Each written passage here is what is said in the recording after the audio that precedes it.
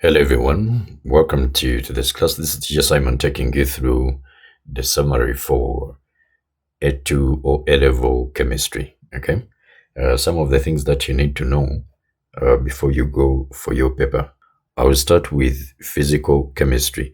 So in physical chemistry, first we have the chemical energetics, which is actually chapter 19, where we are looking at lattice energy, the Bonn-Haber cycles, the enthalpies of solution, and hydration. So you are expected to know these definitions. Number one, the lattice energy. This is the energy change when gaseous ions come together to form 1 mole of a solid lattice, or you can say the energy change when gaseous ions form an ionic compound. Okay, when they form an ionic compound under standard conditions, what is so important here is the energy change when gaseous ions and then to form 1 mole of an ionic solid. For example, I can have calcium here. It has to be gaseous.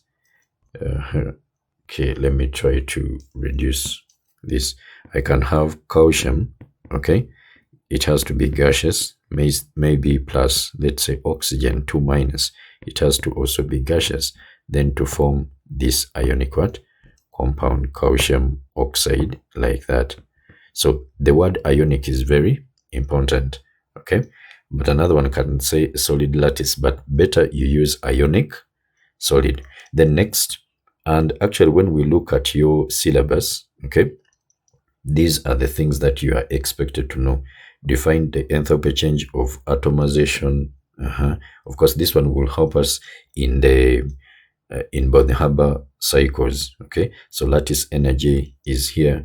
Then we have to define what else? You have to define and use the term first electron affinity, that is for nonmetals. Okay, then explain the factors affecting electron affinities. Describe and explain the trends in the electron affinities of group 16 and group 17. Then construct the Bonn-Haber cycles for ionic solids. Okay, then carry out calculations involving the Bonn-Haber cycles. Explain in qualitative terms the effect of ionic charge and ionic radius on the numerical magnitude of the lattice energy. Okay, now let's go back. We have here the standard enthalpy change of atomization. This is the enthalpy change when 1 mole of gaseous atoms, that is very important, 1 mole of gaseous atoms, okay, is formed from the element in its standard what? State. Then when they talk about standard enthalpy, that is when you add on standard conditions. But if they say enthalpy change of atomization, you don't need to add on standard what? Conditions. Now here, for example, I'm going to be using calcium here. So if you get calcium here, atomization, calcium in its standard state is a solid, okay? And then if it's a solid, we are going to convert it into atoms. So we have it gaseous, okay? It is in that lattice there and the atoms are packed. So we need to separate these particles here. So that is the energy needed to break these bonds in here. So it is positive, okay? Then that is that. Then the first electron affinity. First electron affinity, that is the enthalpy change when 1 mole of electrons, you see this word here, 1 mole of electrons, this statement, very important, is added to 1 mole of gaseous atoms to form 1 mole of gaseous ions with a single negative charge, or you can say with the 1 minus charge, okay? That is the one. So, for example, this one is used for nonmetals. For example, you can have chlorine and it has to be atomized first, then you get an electron, and then you will get that. Okay, here we are using oxygen. Let me maintain this. So oxygen atomized, then it receives an electron here, and then it becomes negatively charged. And another thing that you need to know here is that the first electron affinity is always negative, okay? The first electron affinity is exothermic because there is a bond that is formed in between the two here, okay? And you know that bond formation is exothermic, then bond breaking is endothermic. Now there is a bond formed here, so it is exothermic. But then the second one is going to be, the second electron affinity is going to be what? Positive or endothermic. Why? Energy is needed to overcome the repulsive forces between the negative ion here and the incoming electron. You see that? So there is activation energy here, which is increased. So energy is needed to overcome the repulsive forces between the negative ion and the electron. Is that clear? All right. Then we have the Bonn-Haber cycle, which is a type of the enthalpy cycle, the Hesse cycle, that includes lattice energy. We have enthalpy change of formation, relevant electron affinities, then enthalpy changes of atomization and enthalpy changes of ionization. So we look at, if for example, I want to find calcium oxide. This calcium oxide has gotten which ions? Calcium ions and oxide ions. So we look at the energies that are involved to form the what? The calcium ions and then the oxide ions. For example, I begin with calcium when it is a solid. I have to take it to calcium when it is gaseous. So that is atomization in here. Then make it lose an electron. That is the first ionization energy. Are we there? Then make it lose another electron, because for it is in group 2. It loses 2 electrons in the outermost shell. Then you are going to have, this one is the second ionization energy. Are we there? Now I'm done with calcium. I go to oxygen. Oxygen is a gas, okay, and it is diatomic in its standard state. Then we need to first atomize it. Either we can use the bond energy to break the bond between the two oxygen molecules, I mean 2 oxygen atoms, or atomization energy can be given, okay? So that is atomization, but then you are forming 2 oxygen what? Molecules. But remember here, we need 1, okay? So since we need 1, I will put a half here, and then you get that 1. Remember, this one has to be gaseous. So if it is bond energy, then you are going to get if you are given bond energy, you are going to multiply it by this a half, okay? To give you this one here. But then if it is atomization energy, for us, we are looking at getting 1 mole of gaseous what? Atoms. You remember here, 1 mole of gaseous what? Atoms. So meaning, for atomization energy, we shall leave it like that. But then for bond energy, if you are given the one for oxygen, you multiply it by a half. Does that make sense? Okay. Then from here, I have to make this ion. So I first give this one 1 electron. So this will be the first electron affinity of oxygen. So you give it an electron. Okay. Then you get the first electron affinity. It's a minus here. By the way, here, there is loss of an electron. Even here there's another one, so they become those 2. Then from here you also go to the next one, you add it another electron, that is second electron affinity. Then after we have gotten those ions, when these 2 ions come together, they form an ionic compound, and that is lattice energy. But then we can also have calcium here as a solid plus the oxygen here. Then they give us that ionic compound, calcium oxide. We put a half here, okay? So this one is going to be enthalpy of formation. You see that? So that is the Bonn-Haber cycle. But just to show you something small here, look at this one, the Bonn-Haber cycle for magnesium chloride, okay? Remember, we are having, which ones to use? We have to get magnesium here, 2 plus, and then we need 2 chlorides here, okay, to give you the magnesium chloride like that. So we begin with these ones here. So begin with the metal, okay? When you begin with the metal, atomize it, then it becomes gaseous. Are we there? Then next, you get its first ionization energy, then get its second ionization energy. But you see what is happening here. Magnesium is losing an electron, okay? So we put it there. It is losing that electron. Then again, it loses another one in here. So we are having the 2 electrons here. You can see. Altogether, it has lost 2. Now, we have reached here. Magnesium has its 2 plus, okay? We are done. Then next, we are now going to atomize this chlorine here, but we shall multiply it by 2 because we said for enthalpy of atomization, okay, we are looking at 1 mole. Where is it? Where is it? Where is it? It is here. We are looking at 1 mole of gaseous atoms being formed. Does that make sense? So look at this one here. We are forming 2 moles of gaseous atoms. So that is why we get the enthalpy of atomization. We multiply it by 2. Okay. Then after that, it is atomized. Now we give electrons to each of them. So since chlorine forms only 1 ion here, okay, that means we shall only need the first ionization energy, but in the table of results they can give you, the table of values, they can give you the second electron affinity of chlorine, but here it doesn't make sense. It will only work for those that lose, that gain 2 electrons, like oxygen, then sulfur, okay, those ones that are in group 16, okay. So that is that. We are putting here, now you are seeing here that we are not having any electron left because each of the chlorine atoms now gains the electrons. Are we there? And then you get this.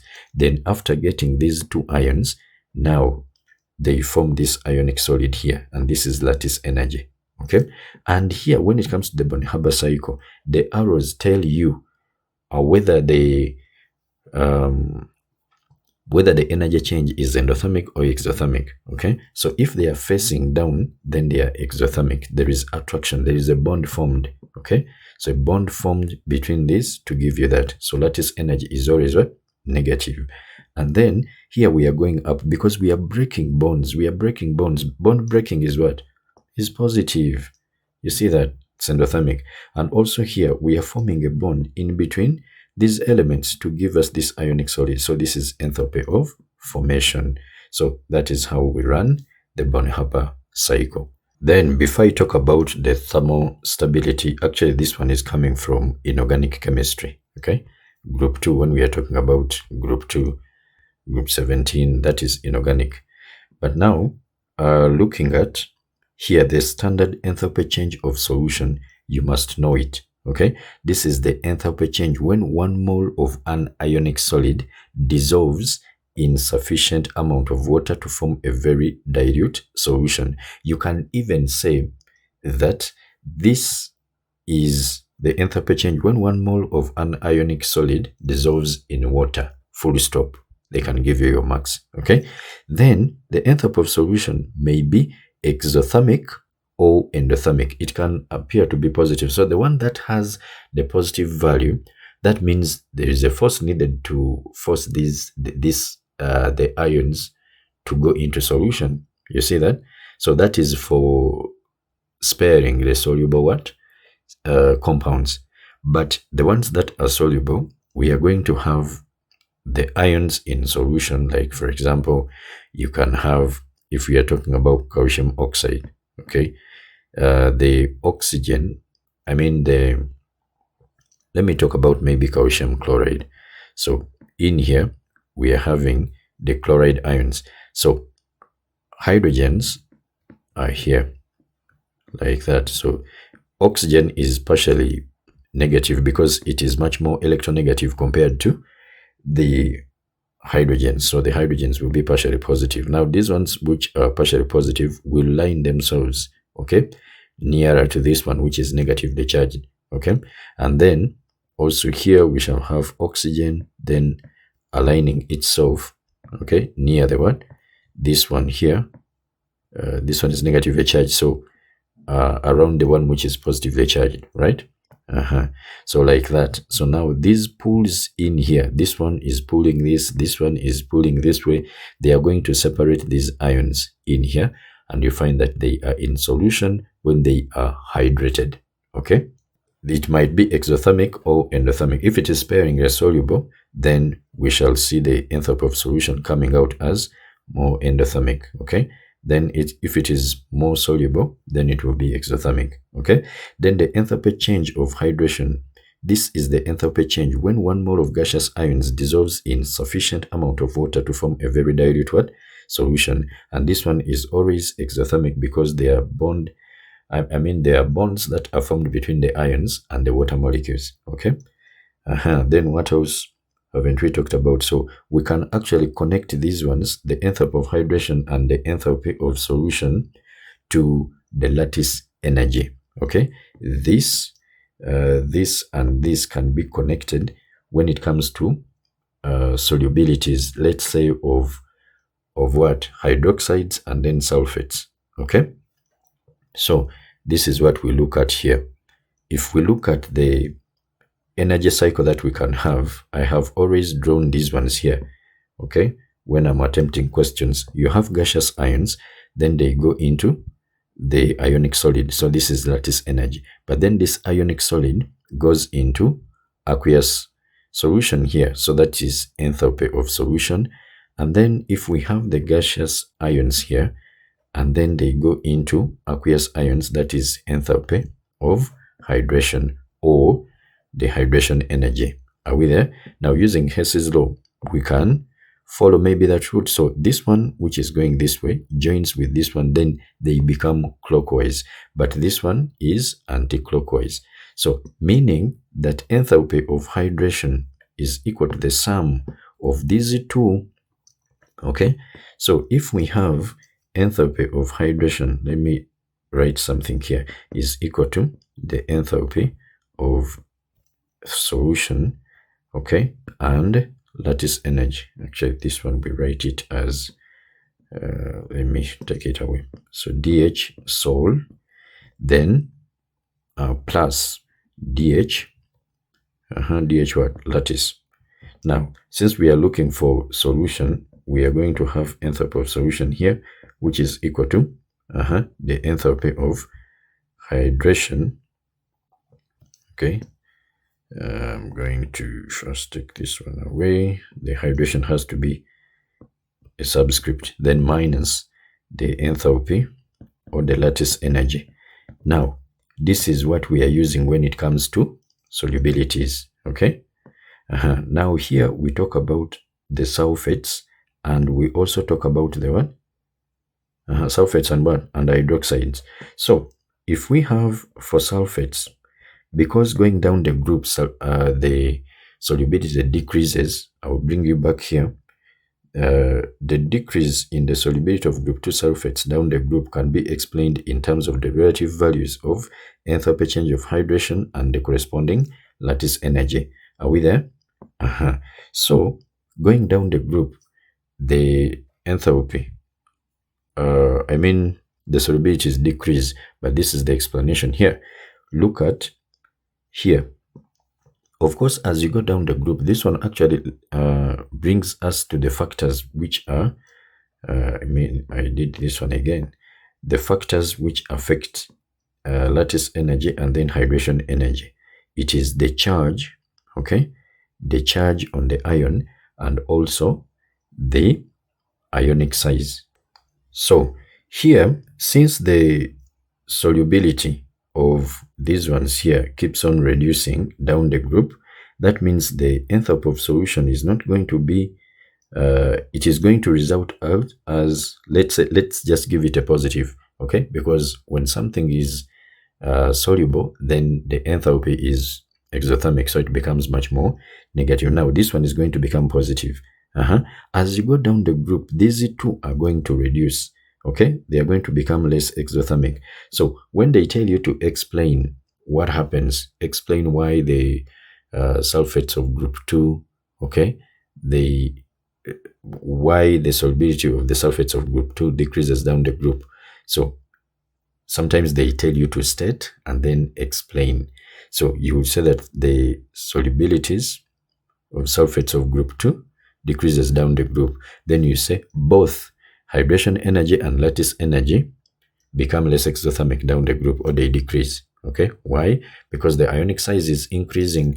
So the bigger the ionic size, the smaller or the weaker the attraction between these ions and let's say the water molecules. Okay, when it comes to hydration energy, then lattice energy between those two ions. You see that? The weaker the attraction. But here, you just say that the two decrease down the group. Now, the next mark is tell us which one decreases much more. Now, because they decrease, I will give this one a plus, and I will also give this one a plus. Remember, they are supposed to be negative, okay? But I will give them the plus because they are decreasing. They are becoming more endothermic. Are we there? Now, how do I get a positive here? I get a positive when I have this one being bigger than this one. So we have a big positive minus the small positive. You'll end up with the positive value. Are we there? So you would say that now hydration energy, because this is a bigger positive, hydration energy decreases much more than the lattice energy. Is that clear? Okay. Then after that, you tell us that now the enthalpy of solution becomes less exothermic, talking about the sign here. Then we can also go to hydroxides. If we have hydroxides here, now the hydroxides of group 2, the solubilities of hydroxides of group 2, they increase down the group. Barium hydroxide is much more soluble compared to magnesium hydroxide. So I'll give this one the negative sign. Are we there? But remember, these two are decreasing as you go down the group. So still, I would say that the hydration energy and then lattice energy decrease down the group. Okay. Then after that, you tell us which one decreases much more or which one becomes the dominant factor. Now, for this case, it is going to be lattice energy. So how do I get a negative here? First of all, we are having a positive here. And then we are also having a positive here. So this one has to be a small positive. And then I subtract a big positive for me to end up with a negative. Does that make sense? So you will say that the hydration energy and lattice energy both decrease down the group. Next, but lattice energy decreases much more than the hydration energy. That's why it has a big positive here. And then the enthalpy of solution becomes more exothermic. Does that make sense? All right. Remember, they also told us that we should talk about the what?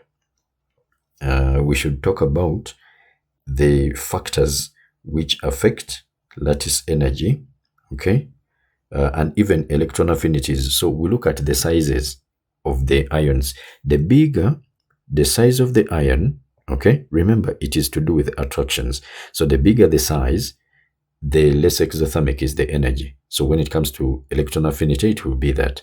But then the bigger the charge, okay, the more exothermic is the energy, okay.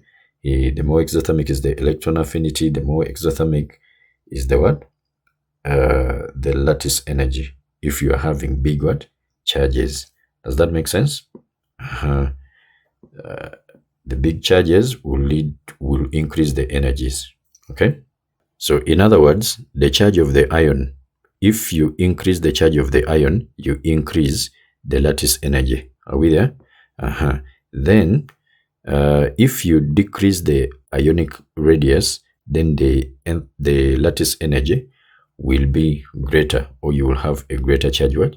Density. Remember, charge density, you are getting the charge, then divide by the radius, the atomic or ionic what? Radius. You see that? So if this one is small, then you are coming up with a big thing. So the attraction is going to be stronger. That's why the lattice energy will have to be much more electronegative. Are we there? Okay. So I think that is that. The moment you see that lattice energy is more exothermic, it is more negative, then that means you have a strong ionic what? Lattice. Okay. So that one will require much more energy to break it down, to melt it. So it will have a very high melting what? Point. All right. Now we come to this inorganic part here. The thermostability of the carbonates and nitrates of group 2 elements depends on the degree to which the group 2 cation is able to polarize the larger anion. Okay. So as you go down the group, first of all, these ones are small cations at first, let's say like calcium and magnesium, like that. But then the anion is bigger, so it has a big charge there. Now this smaller one, to polarize is to distort the structure of this one here. So the moment there is this polarization, that means the bond in between these ones is weak. So that means you're going to need little energy to break that. Okay, but as you go down the group, if the polarization reduces, then the bond is stronger, and therefore you will thermally need you will need much more energy to break this. So here we what are we saying? That smaller cations have a higher charge density. Why is it a higher charge density? Like I said, you get the charge, then divide by the radius, not so? The higher charge density. Then this one is resting on a very small what? Volume. So you have the very small, this one here, the radius. So that's why the charge density comes out to be high and are better polarizers of a given anion. Then larger anions are more polarized by a given cation. You see that? So here, when we are talking about why group 2 carbonates or nitrates are thermally, the thermal stability increases. To be thermally stable, that means you need a lot of heat to be broken down. Okay, so you will say that going down the group, the cationic sizes increase. Are we there? Then after talking about that, you tell us that there is going to be, if the cationic sizes increase, then you say that there is less polarization down the group. You see that? Therefore, increasing the what? The temperature for the breaking down of that what? Compound. You see? So talk about the ionic size and then talk about the polarization. That is that. Then when it comes to solubilities, you talk about hydration energy, enthalpy of solution, and then lattice energy. Please don't mix the two. Solubilities, that is where we use the lattice energy, enthalpy of solution, and what? And hydration energy. Okay. Then for thermostabilities, we talk about the size of the ion and then the polarization. Okay. And that is it for the Born-Haber cycles and this one for chemical energetics. All right. Then we also have this other part here for entropy. Entropy is the number of possible arrangements of particles and their energy in a given system. Okay. Gases can move much more randomly. So that means in there they can transport the energy around them. So therefore, gases have gotten, they have high entropy compared to solids and liquids. Okay, liquids also have gotten much more entropy compared to solids because they can easily slide over each other. Okay, and the forces in between them are weaker than for the solids when the particles are in their fixed positions here, which only vibrate about their mean position. Okay, so that is that. But then for entropy, actually, let me show you something here. Now here we are having particles, let's say in this jar here and also here. Okay, if we release them in here, okay, if we release them in here and we open the tap, you'll see these gas particles mixing up. So since we are looking at number of possible arrangements, those of you who are doing math, you know what we call permutations. Okay, so like you can have, these are very many in here. You can find when one comes this side, then one also goes this side, maybe two, maybe three. So there are very many arrangements you're going to form in here when you increase the space. Okay. Then also this other one here. Let's just look at this smaller one here. We have three, okay, particles here. In here, we don't have anything. Are we there? Now, when we open those two gas jars, okay, there is a possibility that these ones will be found here and nothing again is here. But again, all the three can move in here. You see this? Then one can be here and two here. Two can be here, one here. Like the way you are seeing all of these, they are increasing. Okay? They are increasing. So if I'm having two gas jars and then I'm having, first of all, three particles that are supposed to be occupying the two gas jars, then the number of ways I'm going to have these particles in here will be the two gas jars, but then you power this with the three that you are having there. So 8 ways. You are seeing 1, 2, 3, 4, 5, 6, 7, 8. Okay, I will not go deeper into the mathematics here because some of you are not doing math. Okay, so that is that, the 2 power 3. So you get the number of gears. How many are there? If there are 5 and you are having 3 particles in there, that means you will say 5 cubed. So that will be 125, the possible arrangements. Okay. Okay. Then next, a spontaneous change or a feasible reaction involves an increase in total entropy. Okay.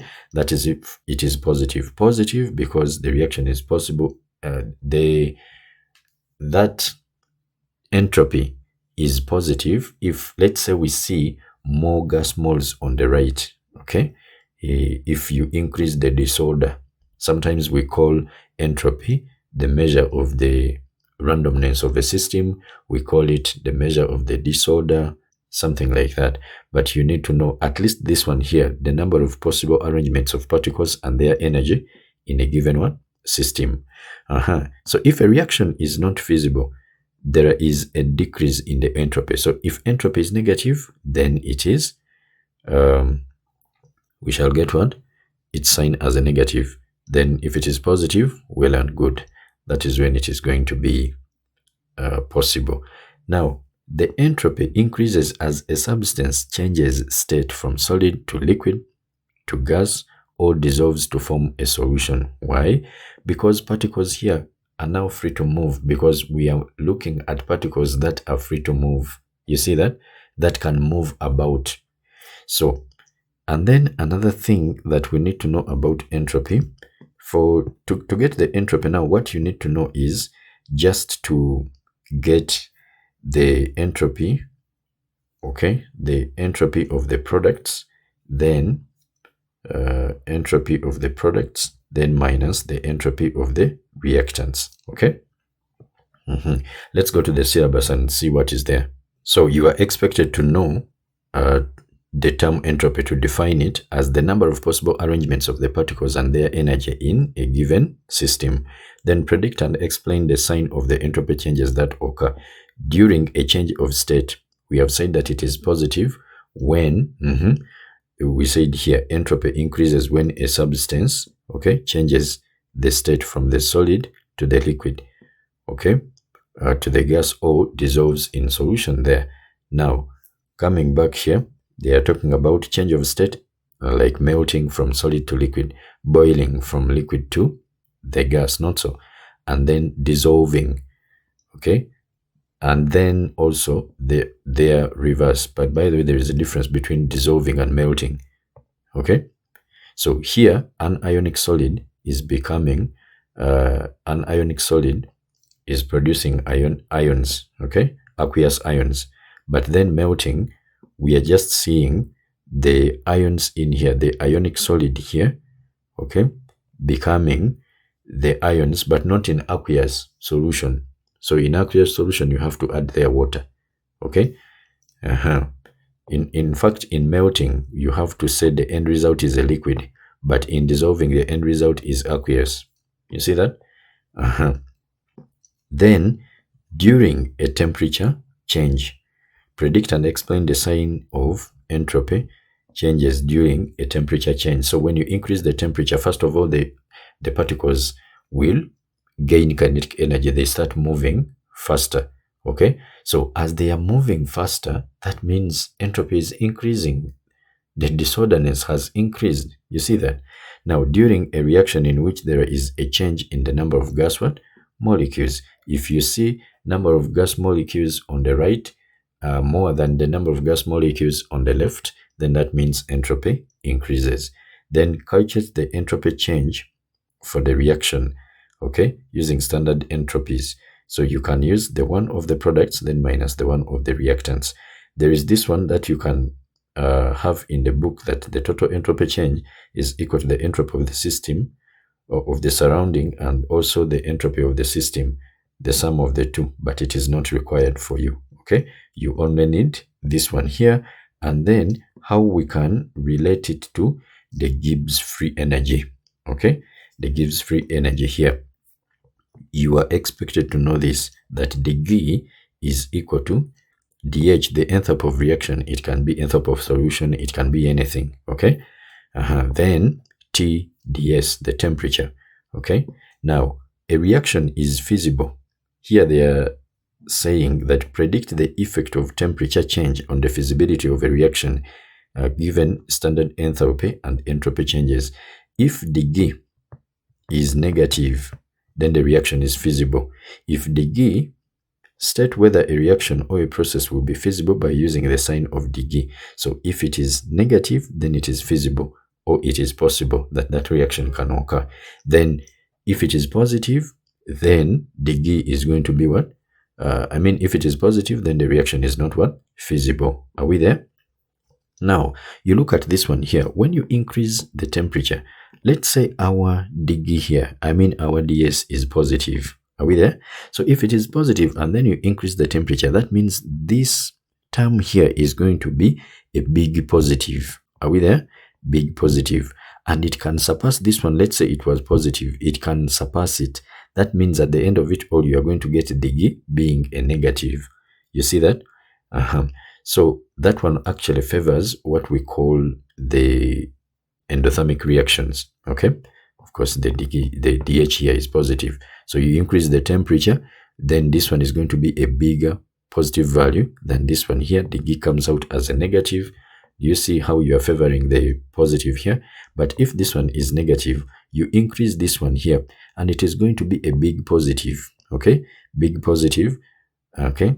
And then at the end of it, or because this one is a big positive, this one is a negative, it is just going to reduce this one by a small value. So at the end of it all, the dG is going to become a positive. And when dG is positive, that implies that the reaction is not feasible.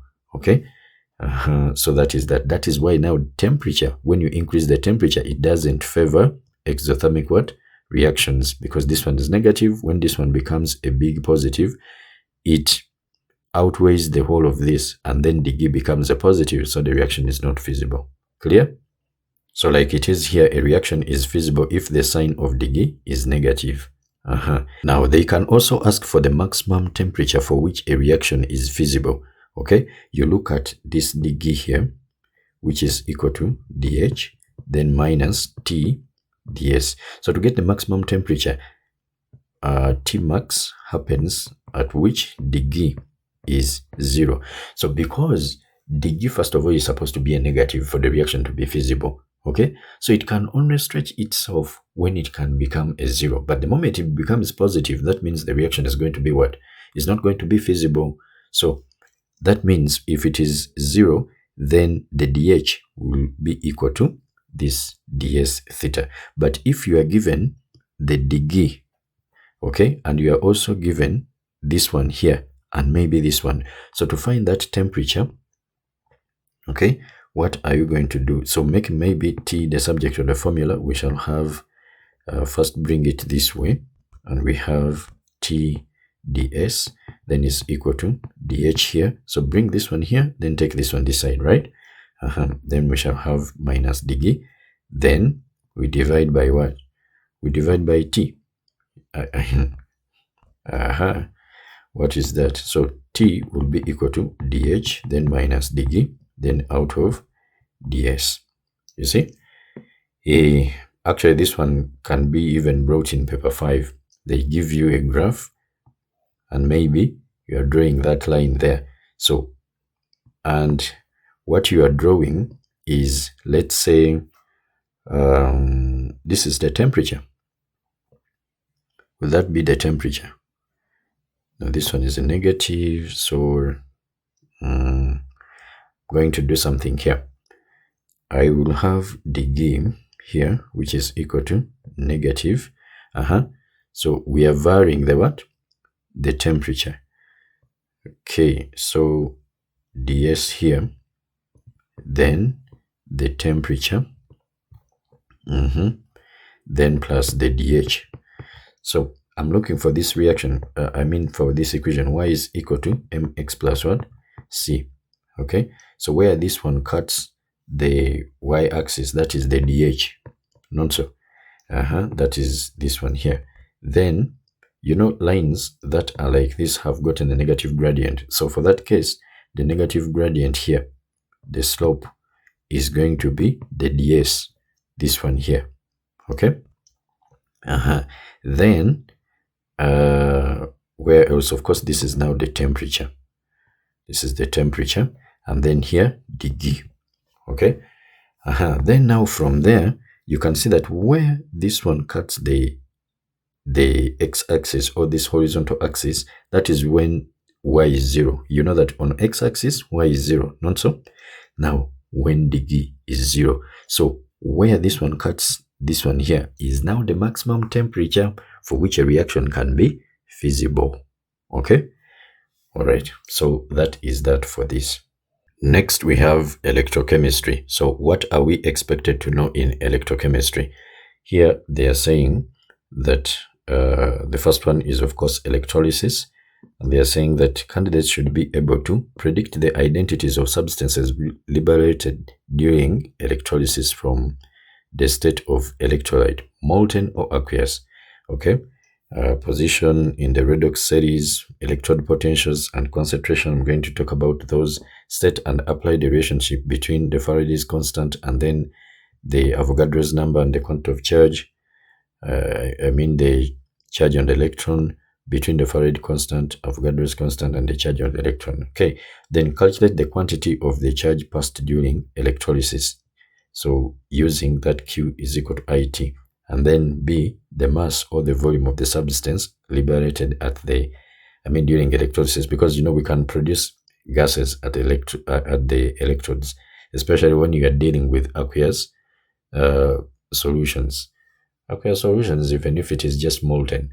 If, for example, you have molten, let's say, lead to chloride, you will get chlorine liberated at the anode. You see? So describe and determine the value of the Avogadro's constant by an electrolytic method. Now, in here, the most important ones, of course, that is what you are able to know, but the ones that are so common, okay, we don't see this one here being so common, this one, okay. Usually they give us the calculations, especially here. This one is not so common, but it is there, okay. And which other one here? Of course, these ones here. Now, let's go back. So, during electrolysis, reduction occurs at the cathode, okay, because ions gain electrons. In other words, you are getting the positive ions. Positive ions, they will go to the negative electrode. So, you know, these unlike charges attract, right? And then the negative ions, they will go to the positive electrode. I meant electrode. Like that. So they are saying during electrolysis, reduction occurs at the cathode. That is the negative electrode, because ions gain electrons from the cathode. And oxidation, which is loss of electrons, occurs at the anode. Okay? All right. Then a metal is formed at the cathode and a non-metal at the anode. Okay? When molten metal salts are electrolyzed. Like, for example, I have lead 2 chloride, like I've said before. So I'll get lead 2 ions. So we shall get 2 electrons at the cathode, and then this one will deposit 1 mole of lead there. Okay? And then if we have this chlorine here, the chloride, then this one will lose electrons to give us the chlorine as a gas there. Then, of course, plus the 2 electrons here. You see that? And when we shall put a 2 to balance that. Then when it comes to aqueous solutions, okay, when it comes to aqueous solutions, let's say we have copper 2 sulfate, okay, copper 2 sulfate. So which ions do we have here? We have copper 2 ions, we have sulfate ions, but even water has hydrogen ions and then OH what? Ions. Are we there? Now these ones are supposed to go to the cathode, which is negatively charged, okay, the negative electrode. And then these ones are supposed to go to the positive electrode, which is the anode. Are we there? Now, the ones for the cathode, that one is actually like for metals, but of course we are seeing hydrogen ions in here. Now, the ones that are, those metals that are above hydrogen in the electrochemical series, okay, prefer to remain as ions because, the metals react by losing electrons, not so? That is when they become positively charged. But then those metals that are below hydrogen, you should know them actually. We have copper, we have silver, we have gold. These ones are below hydrogen in the electrochemical series. So that means hydrogen is much more reactive than them. So you will see hydrogen given off at the cathode, okay, instead of this metal being deposited there. So if you want copper to be deposited there, then what we are going to have is when we are electrolyzing this one, we are going to make, let's say, the anode, okay, the anode made of copper. Then the other one is also made of what? The cathode can also be made of copper or anything else. Then when we put the what? When we put the electrolyte here, which is copper, which has copper 2 ions, these ones are going to be attracted to the cathode. Okay, this blue solution actually will fade if you are not having this anode made of what?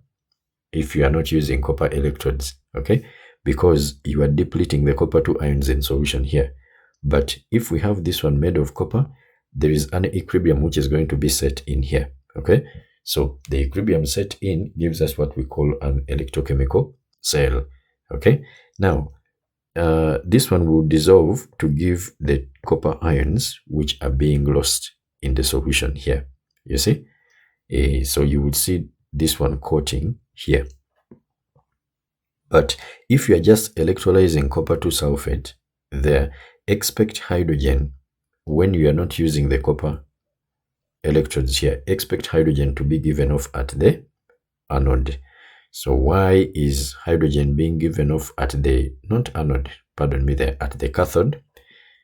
It's because, no, it will be copper because it is below hydrogen in the electrochemical series. But then for all those others, potassium, sodium, magnesium, zinc, all of those that are above this, it is only hydrogen which will be given off there because it is below them in the electrochemical series, okay. All right, then the relationship between the Faraday's constant and the Avogadro's number and the charge on the electron is this one, F, which is equal to Le. Then the quantity of charge, I want to base the explanation, I think, here. The quantity of charge in columns passed during electrolysis is found by multiplying the current in amperes and time in seconds.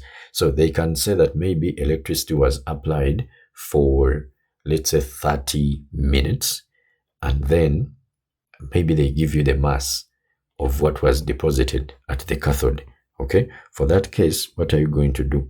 You will get your Q, which is equal to IT. If it is 30 minutes, you will get your I, which is maybe given to you, then times the what? The minutes they have given you here, but you turn it to seconds. Now, the columns that you have gotten here, the quantity of charge you have gotten here, is the one that releases, that deposits that given mass you have gotten, okay. Then how about, now you look at the reaction. In the reaction maybe of this copper 2 sulfate, okay, we are depositing 1 mole of copper. So 1 mole requires 1 Faraday. So 1 mole of electrons requires 1 Faraday. But these are 2 electrons, and 1 Faraday is equivalent to 96500 coulombs. So if these are 2, then you multiply this by 2, okay.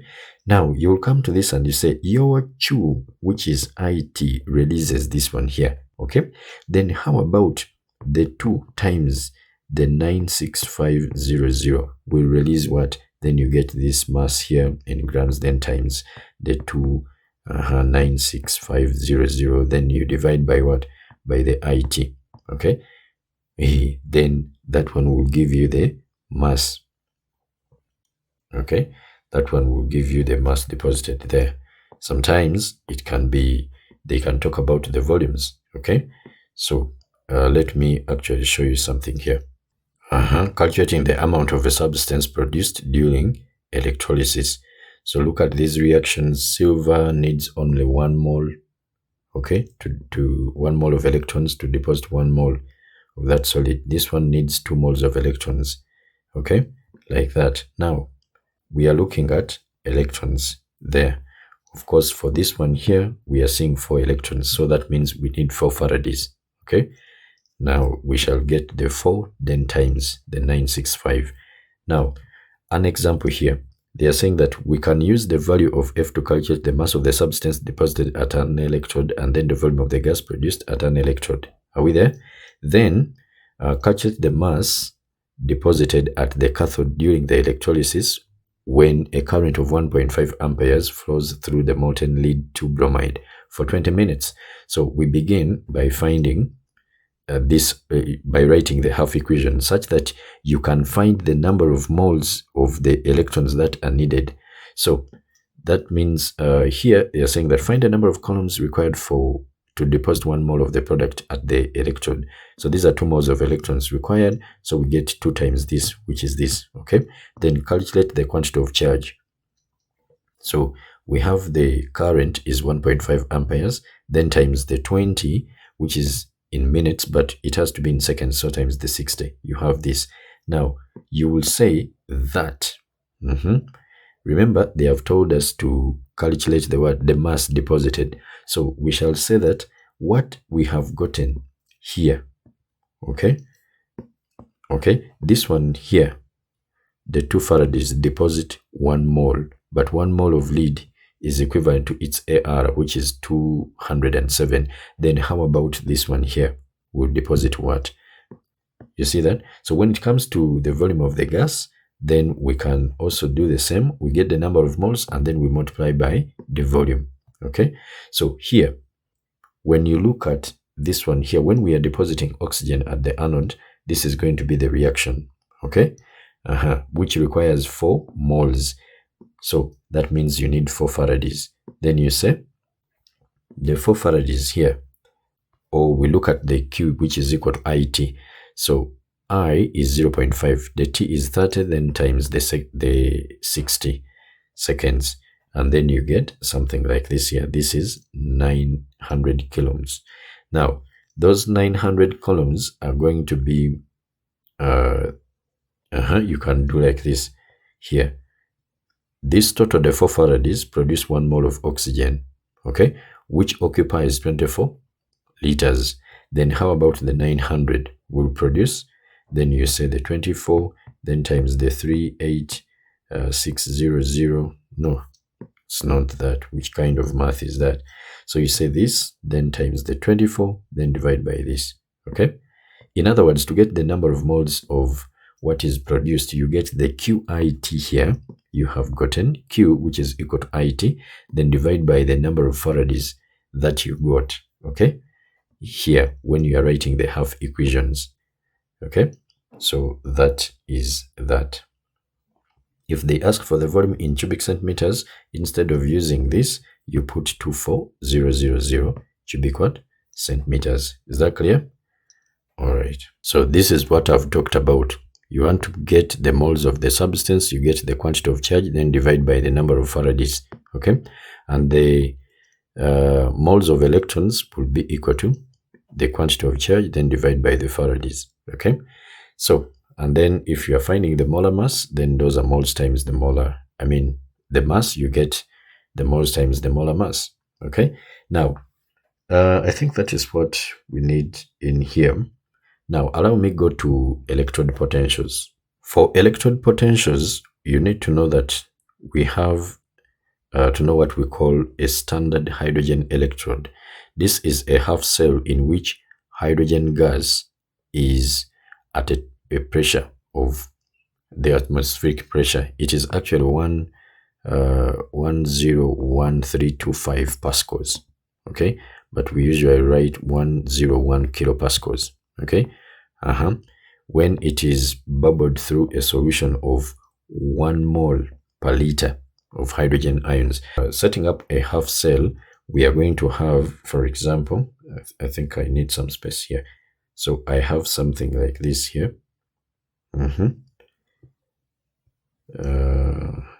So this too big. So we have something like this here. We are bringing in the hydrogen at a pressure of 101 kilopascals. Okay, so you bring it in here. Maybe we can have something like this. Then it comes down here. We have that.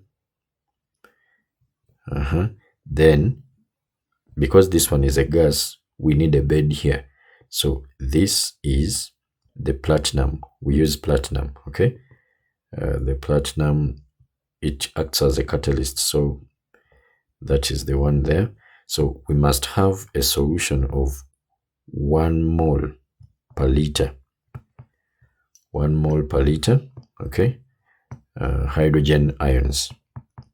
It can be an acid or what, but so long as it has the hydrogen ions and the concentration is 1 mole per liter, then this is 298 kelvins. That is at room temperature, okay? That is what we are having. This one has gotten its voltage or the electrode potential as 0. So if we need to get the other electrode potentials for others, then we connect this one to another half cell. So for another half cell, that may be, of course, this one will go to let's say I'm putting this one here. It is maybe for copper, like that, copper rod. Then of course here I'm going to have 1 mole per liter. Okay, let's say copper 2 ions. So this one is a copper electrode. So the electrode is immersed in a solution of its ions, okay, of a concentration of 1 mole per liter. Okay, then these are 2 half cells that are distinct. Then we add a salt bridge. Okay, that salt bridge here helps to complete the circuit here for the movement of what? Ions in here. You see that? This is the salt bridge. Salt bridge. Then this one will go and connect to the what? To the voltmeter. Okay, to the voltmeter. Then this one will go through that. Now, the voltage that will be read off here, okay, is going to be for what? For this other one here, because for hydrogen it is what? 0. Okay, but if we get the half cell for this copper and then we put another one, let's say for zinc here, what we are going to see here is that potential difference between the two. That is what we call the cell potential. You see that is the voltage, okay, between 2 half cells which are connected. As simple as that. That is what we call cell potential. Now, what else do we have? What else do we have here that is very important? I think that is that. Now, electrons will flow through the wire, okay?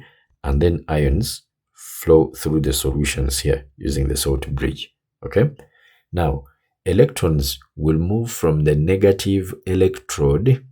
So they give you the E theta values, okay? The one that you are seeing more negative, that is where the electrons are flowing from. So they flow from the negative electrode to the positive electrode. Are we there? In other words, that negative electrode is the one that is producing the what? The electrons. So don't waste time. You just said negative electrode is the one you see whose E theta value is more negative. Then the positive electrode is the one which has the E theta value as what? More positive. Are we there? So here they are even saying that the direction of electron flow in a simple cell is from the half cell that has the more negative. You see that? Or less positive electrode potential to the half cell that has the less negative electrode potential. You see that? Then when it comes to identifying the two, they can give you the 2 half equations, and then you want to identify which ones are going to, how they are going to react, or they can give you very many. And then how do we choose the ones that are going to react? Number one, they have to be within the same medium, because sometimes they can give you equations where some are in acidic medium and then others are in alkaline medium. So the ones that you are choosing, one should either be in acidic medium or neutral. Both of them must be in the same medium, or one in acidic, the other one is neutral, or the other one is alkaline, and then the other one is neutral. Is that clear? So be mindful of that. Same medium, actually, it is what is so recommended. Acidic. Okay? All right. And then in those two half cells, one can have the E theta value, okay? The E theta value, which is positive. So the one which is more positive, remember these ones are given as reduction equations. We are putting the electrons here, then we have these as, like that. Now, the one which is more positive, that means goes more to the right. So there is a higher tendency of that one to gain electrons, okay? So when you are, let's say, finding the overall equation, so that is the one you leave up. Then the one with the E theta value, okay, which is less positive, or you can say negative, that is the one you reverse. So meaning it goes more to the left. So what does that mean? It is going to produce what? Electrons. So in one reaction, we are seeing gaining of electrons, that is reduction. And then in the other one, we are seeing production of electrons. So when you reverse that one there, then you are going to also reverse the sign of that less negative. Or to get the overall E theta, you are going to get the one of the most positive, then minus the one of the less positive. I can maybe say negative, like that. Okay? You balance the number of electrons by multiplying with the numbers that are there. Okay? And then you can write your overall equation, as I have always done in the past paper questions. Okay? Yeah, then there is also the use of the Nast equation. Sometimes they can also say, before I even come to this, sometimes they can also tell you to tell which one is the oxidizing agent, which one is the reducing agent. And I have always talked about what we call the no problem.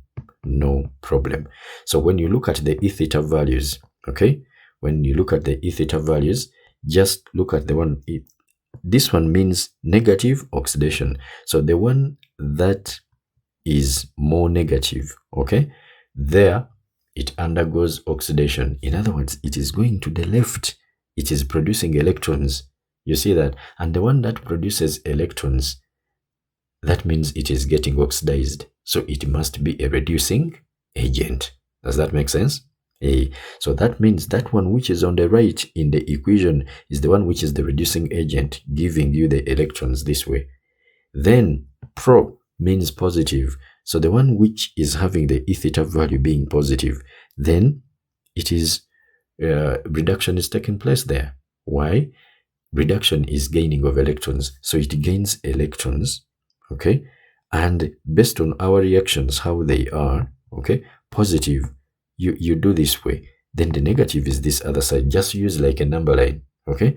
Negative, you are going to this other side. So that will be producing electrons, because always you have the electrons added this way. They are reduction equations. So production of electrons is oxidation. And then loss of electrons, then you are going this side. The electrons are being consumed. You see that? That is reduction. So that is the no pro. Very important. Negative, oxidation happens. More positive, then reduction happens. And the one that is more negative, where oxidation happens, that is the one you reverse. Okay? And then you write the overall reaction. Then we have this Nast equation, which shows the relation between the concentration of the ions in each of the half cells and the electrode potential. So for this one, you might find when you want to find a reaction, the reaction has to be there. Like, for example, if we look at rusting, if we look at that oxidation between the production of, let's say, oxygen and also the ion. So when those ones react, you can leave a bicycle there for years. It can take millions of years to be eaten away completely by the rust. Okay, so the reaction is very, very slow, but the degree will show you that it is what? A negative, because the E theta cell here, okay, the E theta cell is positive, okay, and a reaction is feasible if the E theta cell is what? Positive. You see that? And I had talked about this one when we were talking about degree. So this one is positive, yes, this one is coming out as a negative, but the reaction is very, very what? Slow. So in the production industry, are you going to wait for this one to? No. So we have to compromise with what we call with the conditions in order for this one to happen. So the concentrations might not be at the one, okay, at the 1 molar or 1 moles per liter that we look at when we are setting up a standard cell, electrochemical cell, okay. Now they can give you the concentration. Let's say it is maybe 0.002. So that is the one you're going to put in here, okay. This is, by the way, the equation you're supposed to know, okay. E is equal to the E theta, the one you get, they give it to you in the reaction equation for the half cell, okay. That is the one you are putting in here. Then that concentration they have given you, which is not 1 molar, don't disturb yourself, that is the one you put here and you go, okay. And you put log of base 10, then here this Z is for the number of electrons. Are we there? All right, so that is that. Then next we have further aspects of equilibria. You need to know pH. pH is the measure of hydrogen ion concentration, okay. Then next we have Ka. This is the acid dissociation constant, okay. So if they ask for the definition of Ka, you say it is the equilibrium constant for the dissociation of an acid in solution, okay, especially weak acids, okay. So that Ka, if I'm having my acid here, Ha, when it dissociates partially in solution, then we are going to have this one here. You can even be asked to write, what did I write here? You can even be asked to define what we call a Bronsted-Lowry weak acid. What is a Bronsted-Lowry acid? It's a proton donor. Then if it is weak, then it dissociates partially. So the full definition will be, don't say this is an acid. No, you say it's a proton donor that dissociates partially in solution. So we have something like this. Now the Ka is going to be the concentration of this acid here, and then times the A minus, this is the conjugate base. Remember, there is also what we call the conjugate acid-base pair. The conjugate acid-base pair is the one where we are seeing a difference of a proton in a pair of these species, okay. So this and this, there is a difference of a what? A proton. So this being an acid, this one becomes the conjugate base because it can receive a proton. Clear? Then we have the concentration of the acid here. Now we also have what we call the acid strengths, can be compared using the pKa value. So the bigger the pKa value, the weaker the acid, okay. And the smaller the pKa value, the bigger the what? I mean the stronger the acid. pKa will be defined by minus log of Ka, just like we do for pH, okay, where we say pH is equal to what? Negative log of the concentration of what? Hydrogen ions. Then another thing that you need to know here is for the weak acid, if they tell you to find the pH of the weak acid, just that weak acid, the concentration of the hydrogen ions are equal to the concentration of that conjugate acid. So that means you will have your Ka, which is equal to this one here squared, then out of the concentration of the acid given, okay. So they give you the Ka value and then the concentration of the acid. So you make this one the subject of the formula. So they this one here, the concentration of hydrogen will be the square root of Ka, then times the concentration of this one here, okay. Then after, to get the pH, you get negative log of that answer you have gotten here, you get the pH, Clear? Okay. Of course, for the weak acid, the pH is going to be above. It is going to be nearer to 7. Okay. But then we also have, when they give you the pH, we have a rule in logarithms that if you have log of b base a, then which is equal to c. Logarithm is a number, okay, is the power to which a number is raised to give another number. So we can have a power c is equal to b, okay. So logarithm of this b is this c here. That is the number to which I should raise the a to get it, okay. Now, here, if I have log, those of you who are not doing math, sorry, but just something small here to explain to you something small. So, that you need actually to know. This is log 10, and then we have the concentration of hydrogen ions.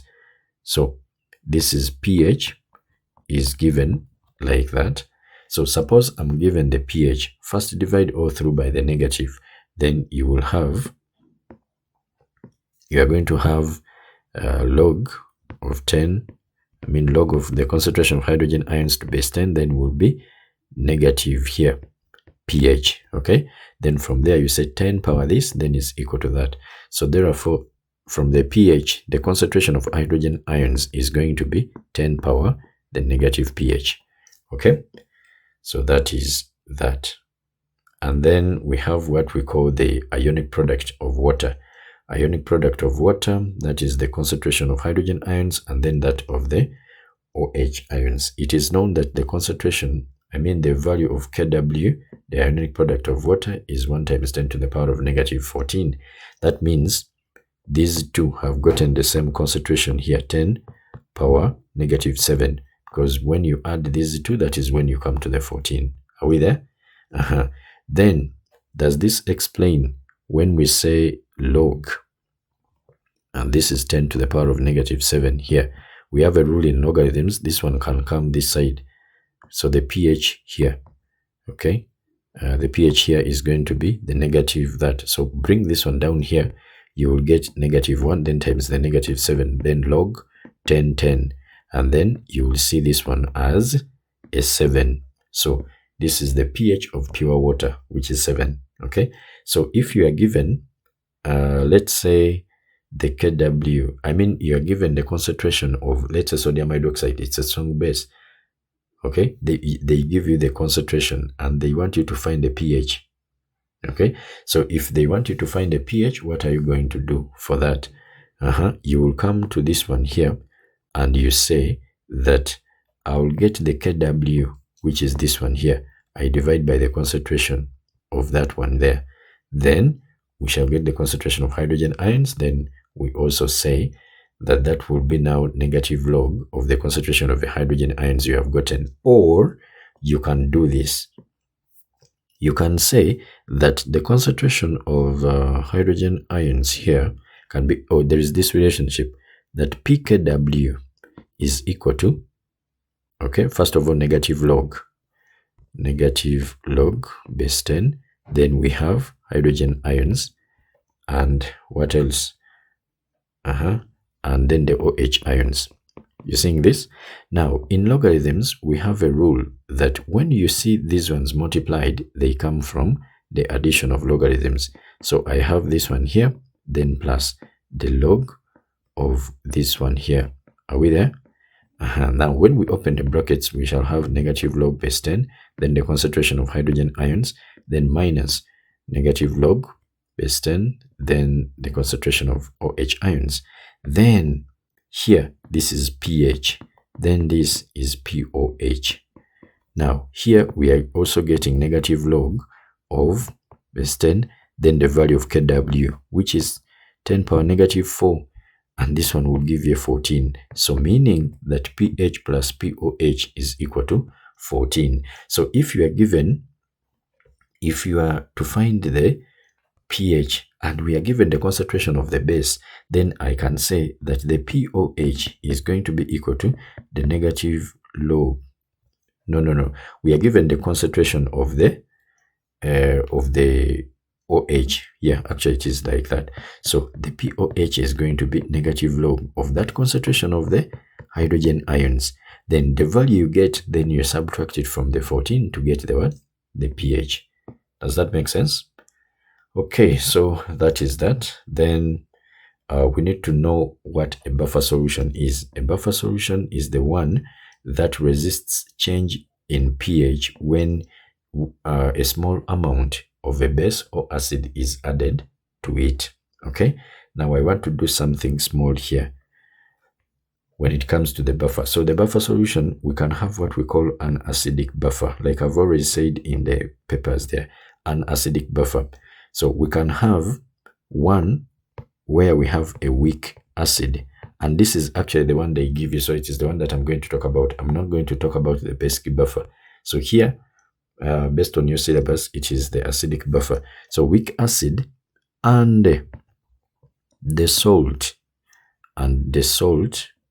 of this weak acid with a strong base, salt of weak acid, okay, and strong, and the strong base. So this one here. So you are going to have that weak acid, which is, let's say, ethanoic acid. You see this? Then the salt, maybe this one reacts with sodium hydroxide. So we get this. Now, this weak acid here dissociates what? Partially. So we get the ethanoate ions in here, then plus the hydrogen what? Ions. Are we there? Then that means we can have a Ka, which is equal to the concentration of the ethanoate ions. So we call this the salt.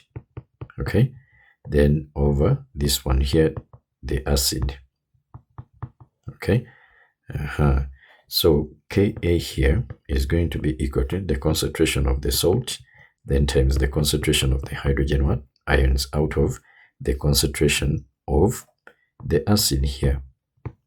Now, from here, we are having reserves. This one is going to be for the acid, okay? And then this one being is an ionic salt. In solution here, it is going to dissociate what? Fully, and then it will give you a high concentration of the ethanoate what? Ions, then plus, of course, the sodium ions, okay? So if you are given actually the concentration of, let's say, the salt, they are telling you that this one is reacted maybe with a concentration of sodium hydroxide. You need to know that the moles of sodium hydroxide that are added there will give us the moles of the salt we are getting. And the moles of the salt here, they are the ones that you are going to bring in here. So at equilibrium, something has reduced from here, okay? It has reduced from here because it has reacted. So the concentration of the acid, you need now to get the concentration of the acid that is remaining in there, okay? And then you substitute in here. However, when we introduce the logarithms and then we say pKa here, pKa, remember now we multiply through by the negatives. So, okay, let us make the concentration of hydrogen ions the subject of the formula. I usually use this rather than the other formula, pH is equal to pKa, because some students don't get this. So me, I just use this one here, okay? I make H the subject of the formula, so you get Ka then times the concentration of the acid. Now here, when we are having a buffer solution, the concentration of the acid is not, the concentration of hydrogen ions is not the same as the concentration of the salt, such that you have here the concentration of hydrogen ions squared. No, it is not the same. Why? Because here we are seeing a partial dissociation of the acid, and then there is a large reservoir. I think those doing French, they call it like that. So we have a large reserve of these ions in solution there. So they are not the same. And then here we are having, when we cross multiply, then we shall divide by the concentration of the salt. Now, when we introduce the pH, the negative log base 10 here, when we introduce this, then we shall have negative log base 10, then the Ka, and then the acid here, and then it is this also this one here, the salt. So those who are doing math, you know that this one is going to be log base 10. We shall have Ka here, then plus, because this is multiplication of the two, then we shall add, not so? Then, in fact, I'm going to take this one as one thing. When you have 2 times 3 divided by 4, it's the same as saying 2 times 3 out of 4, taking this one as 1, not so? So I'm going to have this one taken off just like that, acid, then over the salt, okay? But all of these ones are inside that. Now, when we open here, you are going to have negative log of 10, then Ka, not so? Ka, then also negative log 10, then you have the one of the acid over the one of the salt, these concentrations here, okay? Then this one is now pH, which is equal to pKa.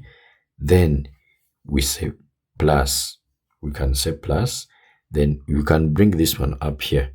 If I have log, there is a lot of math here.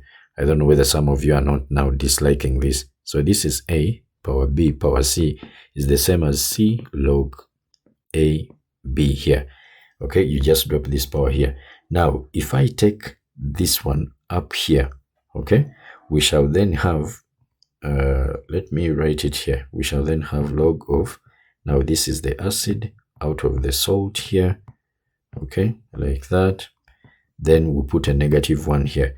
Now that means this one is going to somersault. So this one will go down, then this one will go up.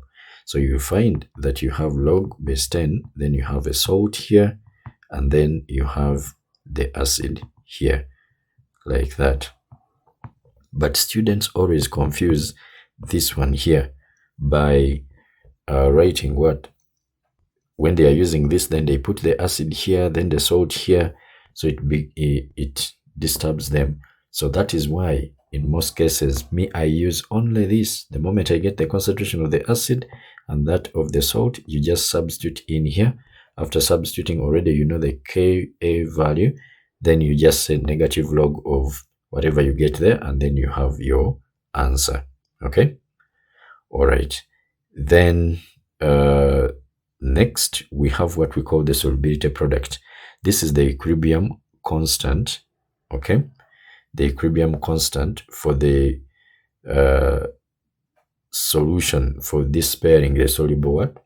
Because this one happens for, we look at this for the solubility of this pairing, the soluble salts.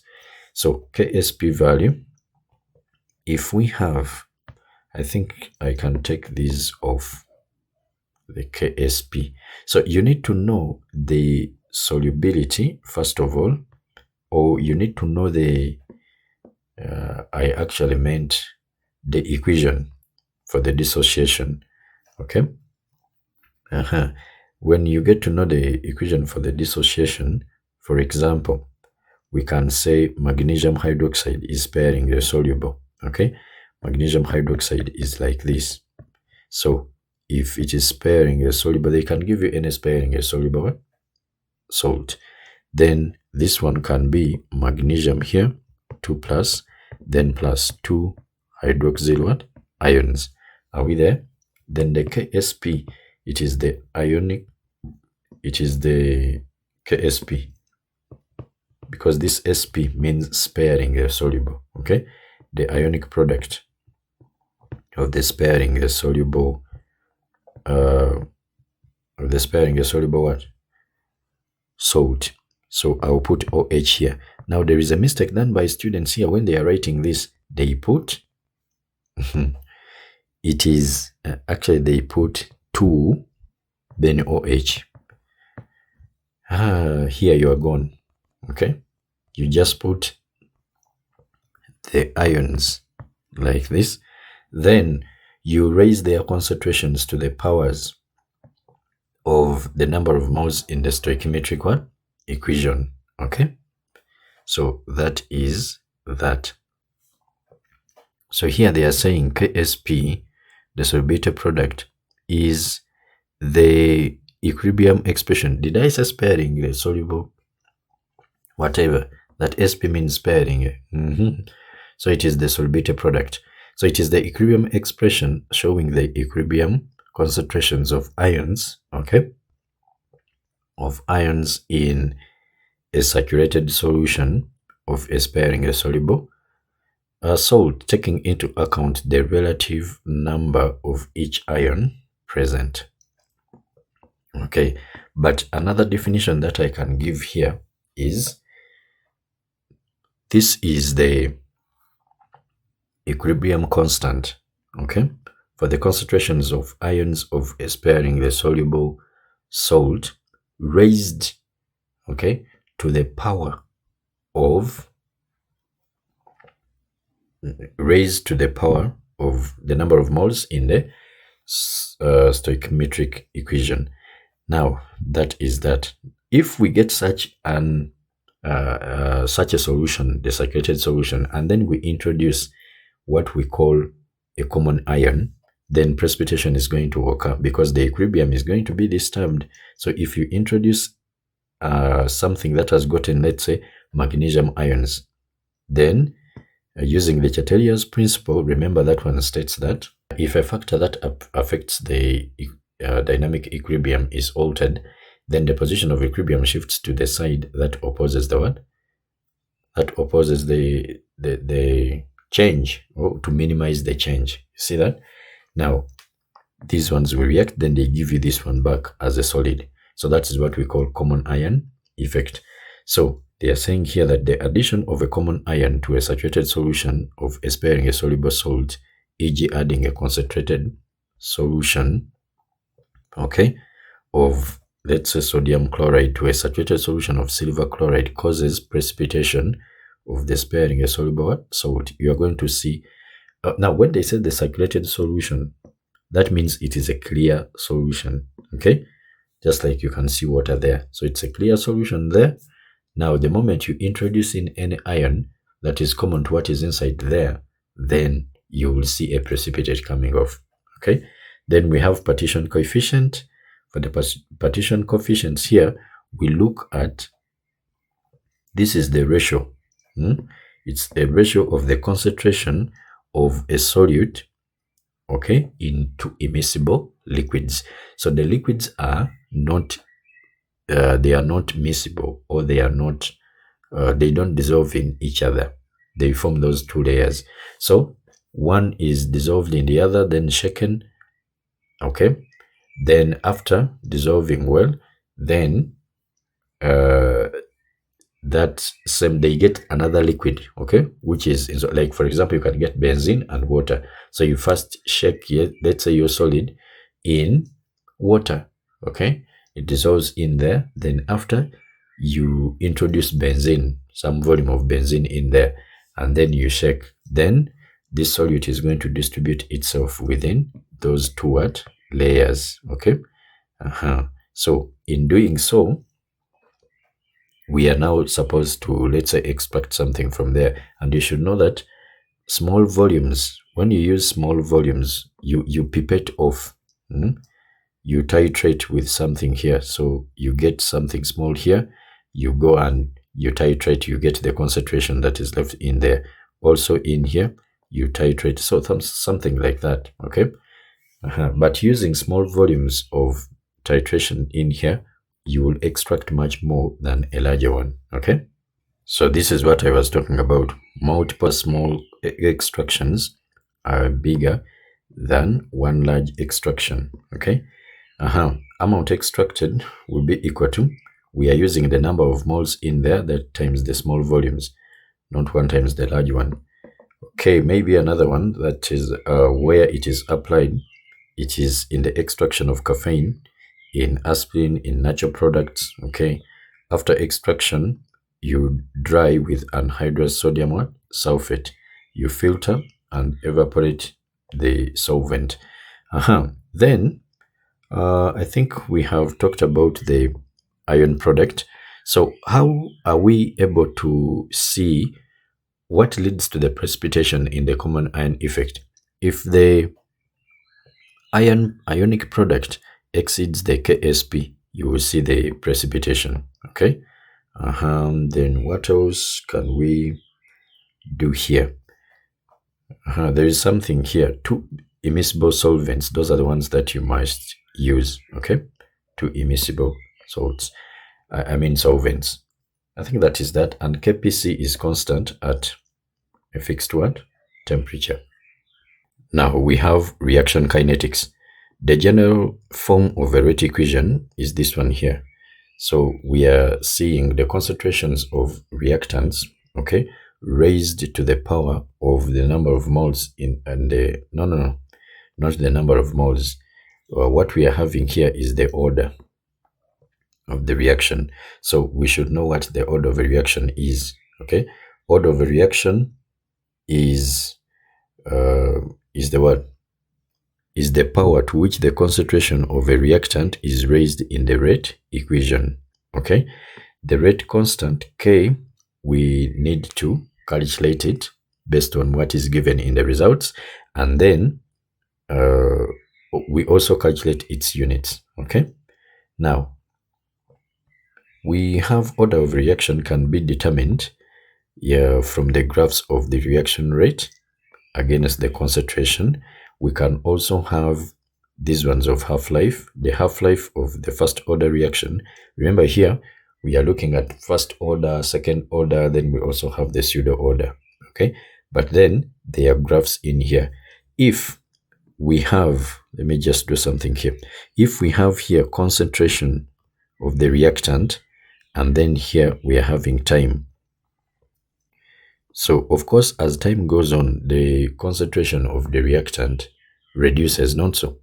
So, for the zero order, it is going to be a straight line, okay? Just like that. Then, what else? When it comes to first order reactions, it is going to come like that. But then for second order, it is going to be much more steeper because the concentration is reducing much more. Okay, then we can also have the concentration here, okay, concentration of the reactant, but then here we have the rate of reaction. So for first order, that reaction goes through it is a straight line that goes through the origin. For the second order, we are seeing this curve here, just like in math where we have y is equal to ax squared then plus bx plus c, okay, and the coefficient of a here is positive, so you have a u-shaped curve. So that's why this one is appearing to be u-shaped, okay. Then after that, for the zero order, it is going to be this straight line that just goes like that, okay. So that is that. Then if it is half-life, we have something like this. This is half-life. For the first order, the half-lives are always, they are almost constant. So I can say we are beginning with, let's say, this one here at a given concentration C0 here. Then here you get C0 divided by 2. If you are beginning with, let's say, 1 molar, then divide by 2, 0.5. So what you get here is going to be a half-life. Then you divide now this one by 2, you will get C0 maybe out of 4. Then the next one here. So the half-life here, there is always a mistake. This is the half-life. The value you get here minus the value you got here, that is the second half-life. Like for example, if this is 60 seconds here, and then somebody gets 120 seconds here, they will say that the second half-life is 120 seconds. No, it is this one, the 120, then minus the 60. So if the half-lives are constant, then that means that the reaction is first order, or whether the order of reaction is 1. Then if it is second order, the half-lives are going to be increasing, okay. That is that. And then I think that is that. So to find the rate constant, how it is connected to the half-life. So half-life is equal to natural log of 2, which is the same as 0.6913. Then we divide by the K. So if you have the half-life, you can get the K. If you have the K, you can get the half-life. Are we there? All right. Then you can be given the concentrations. How do you determine the order? You have the concentrations of reactants. You also have the concentrations of one reactant, then another one. Let's say we have A, we have B, we have here the rate. Okay. How do you determine the order? If the change in the concentration of a reactant is the same change as the as the one in the rate, then the reaction is first order with respect to that given what? Reactant. So you keep one constant, you vary the other. So let's say here this one is kept constant, and then it is only A that is varying here. Same change this way, order of reaction will be equal to 1. Okay? But if the change here is, let's say K, let's say is 2, and then this way the change is 4, it is K squared, then the reaction is second order with respect to this one here. Are we there? But then they have a tendency of bringing A, okay, changing when B is constant, that is okay. But then they also bring A changing and B is changing also. So that means for that case, the overall order you are getting there is the total of the two. So since you have already gotten the order with respect to maybe the A here, it is first order, and then you see here the change in here also, B is changing and A is also changing. But since you have the order with respect to this, the overall order you get here, you just say that, then minus for this one. Are we there? So that is that. Then next, what we can talk about is order of a reaction can be, we have what we call the rate determining step. Overall order is the sum of the two, the sum of the powers that you're seeing here. Okay. Now, here half-life, we have said it is constant for first order. For second order, the half-life is increasing. For zero order, half-life decreases as the reaction proceeds. Okay. Now, I've said here that if you have a graph of the concentration of the reactant versus the time, okay, you measure the successive half-lives, and then if the half-life is constant, that one confirms that it is first what? Order. But if you are plotting concentration against, rate against the concentration, and you see it is a straight line through the origin, then it is a first order. Okay. All right. Then next here is to determine the order, we are comparing experiments. So if A doubles, rate doubles, it is first order with respect to A. If the concentration of A doubles and the rate quadruples, that means it is second order with respect to what? To A. If A doubles and the rate is unchanged, then it is zero order. You see that? So there is something they're also saying here, that the graph, if you have the concentration versus the time, the tangent gives the rate. So you have this one here, you will always draw those tangents to determine the rate of the reaction at a given time interval. Okay. That is that. Then what else? Rate determining step. So the rate equation reflects the slowest step. Okay, it reflects the lowest step. In other words, what we have in here in the rate equation will be applied. Those are the species that will determine the rate. So if they are all first order, let's say first order. So when we are generating the mechanism, those two will appear in the first step. So the first step, now the first step I'm talking about, I'm not saying this first, I'm talking about this, because we also have the slow step and then the first step. So the slow step is the rate determining step, which must have, okay, those species that are in the rate what? Equation. Are we there?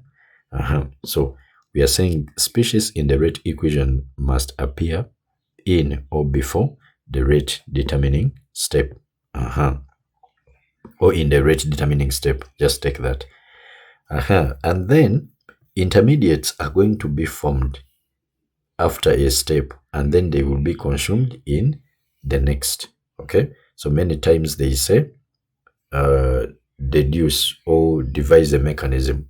So you first look at what you have on the left in the stoichiometric equation and also on the right. Then you look at the rate equation. And I think that is that. Then we also have catalysis.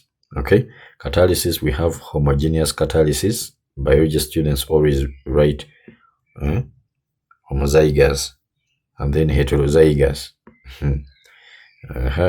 So homogeneous catalysis occurs when a catalyst and the reactants are in the same phase, and then heterogeneous or genus, whatever, occurs when the catalyst is in a different phase with the catalyst. So they can ask you for the mode of action of the heterogeneous. So first of all, the particles diffuse onto the surface. It actually happens in most cases where we are seeing gases. Okay, so gases diffuse onto the surface of the what, of the catalyst. Okay, they come and then form bonds there. Then the bonds between the reactants weaken. Okay, bonds in reactants weaken. In fact, we have diffusion.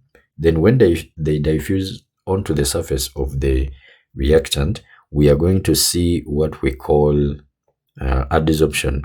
So there is adsorption. Adsorption is onto the surface. Absorption is when it goes inside. Okay, just like the food can be absorbed into the bloodstream. You see, we don't say adsorbed.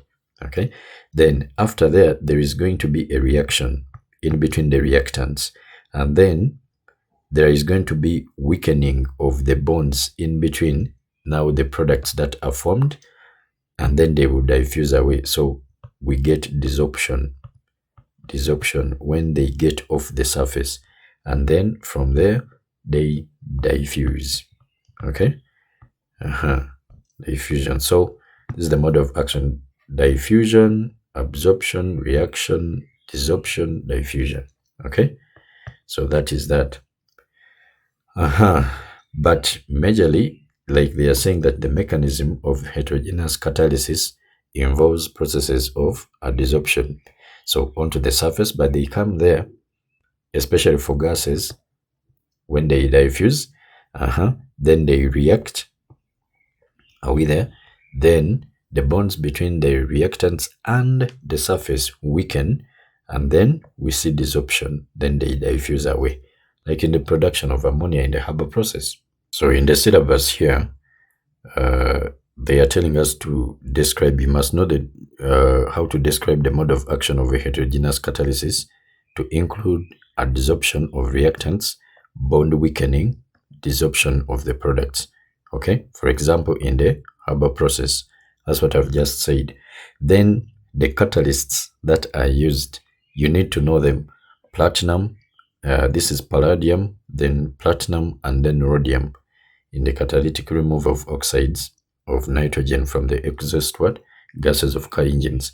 Of course, now this one is even, I've always talked about it in AS, that you have in the exhaust fumes, in the catalytic converters, we have NO, then plus the carbon monoxide. Then these ones are very toxic. So this nitrogen monoxide here, this one can, it can take up the active sites of your hemoglobin because there is iron in there. And remember, in O level, you used to do the blast furnace. I think that is the extraction of iron, okay, from its ore called hematite.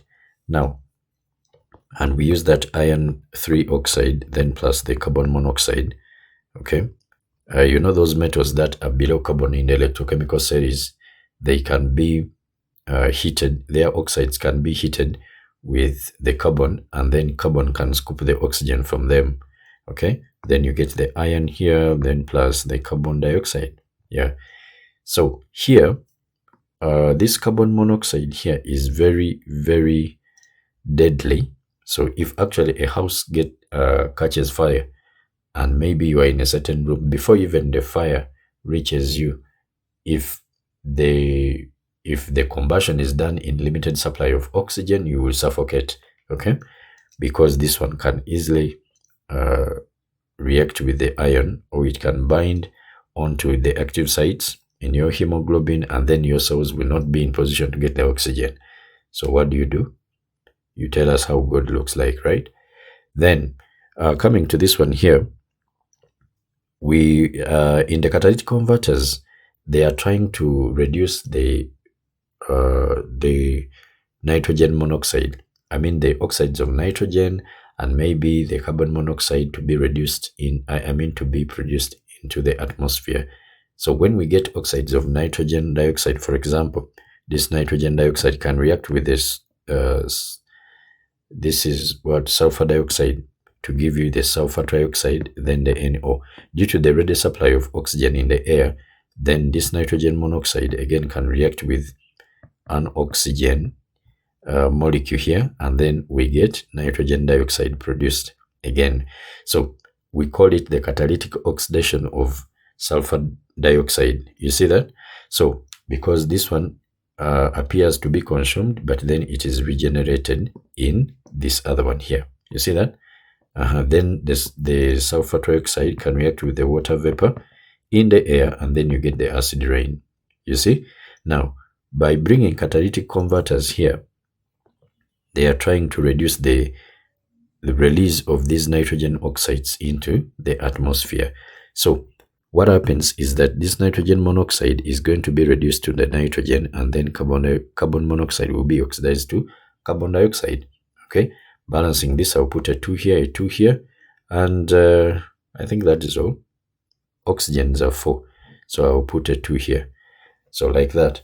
Nitrogen, of course, it is not toxic, it is not harmful.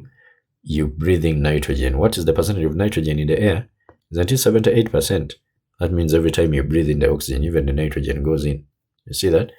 But then it comes out as a waste gas. We don't need it. Then, what is this carbon dioxide? We are always breathing out the carbon dioxide. All living things are breathing out the carbon dioxide. Even when we burn, we see that carbon dioxide coming off if we burn the hydrocarbons. You see that? Now, if carbon dioxide was very, very, very toxic, would we be surviving? No. So they release these ones here. So these catalytic converters help us to reduce the release of the nitrogen oxides into the atmosphere, or releasing of those toxic gases into the atmosphere. Now, we have palladium, platinum, and rhodium. Okay? All right. Then describe the mode of action of the homogeneous catalyst by the use used in one step and reformed in the later step. For example, the atmospheric oxides of nitrogen in the oxidation of atmospheric sulfur dioxide. That's exactly what I've just written. Then this one here, iron 2 and O iron 3 in this reaction of the iodide ions and this ion here. But now these ones are negatively charged, so they are going to repel themselves. So there is going to be a high activation energy. So to overcome it, you need to bring in something which is a catalyst that is oppositely charged to any of these ions. Okay, and actually this one here, okay, this one is brought in the exam. That's why they are telling you that in here you should be able to do it. Okay, so when we go to the book, we actually see it there. It is here, iodine peroxodisulfate reaction. So we have to get the sulfate ions and then the iodine, but we are putting a catalyst there. The catalyst is here. So maybe you are given iron 3. Okay, iron 3 can be reduced to this. So we can have iron 3 here, then plus the iodide ions, and then you get iron 2, and then this. Now this intermediate formed here is now the one that reacts with this to give you this other one. And there is a note here that you should notice that it doesn't matter what order you take for these reactions, you can start with this one here, then you end up with this. So when you start with this and you get the iron 3, then the iron 3 here can react with the iodide ions, and then you get this. Okay. I've done these ones actually in the past papers of, I think, October, November 2024. Yeah, I think this one is there. Paper 4.2. Paper 4.2. Go and check it out in those first numbers. Is it number 1, number 2, or number 3? Check and see. So I think that is that. Next, we go to transition elements. You should know the definition of a transition element. Okay, what is a transition element? Is the one that forms one or more stable ions with an incomplete d orbital. Okay, you can be asked why zinc, which is amongst the d block elements there, is not a transition element. It's a d block element, but it is not. It's not a d block element. I mean, it's not a transition element because it has the filled d orbital. Okay, it has this 3d10 4s2. So this one is filled. That means it cannot be a transition element. Okay, there is also scandium. Scandium does not have an electron in the what? In the d orbital.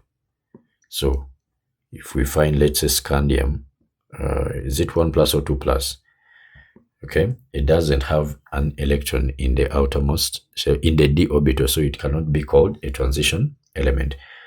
When a transition element is oxidized, it loses electrons from the 4s subshell and then the 3d subshell to form a positively charged ion. Okay, then here they are saying that each of the transition elements forms at least one ion with a partially filled with an incomplete. That's what I've talked about. They are metals with similar physical and chemical properties. Now, transition elements, the question, some of the questions that come here are: transition elements can exist, or they can have these variable oxidation states. And then they say, why do they have variable oxidation states?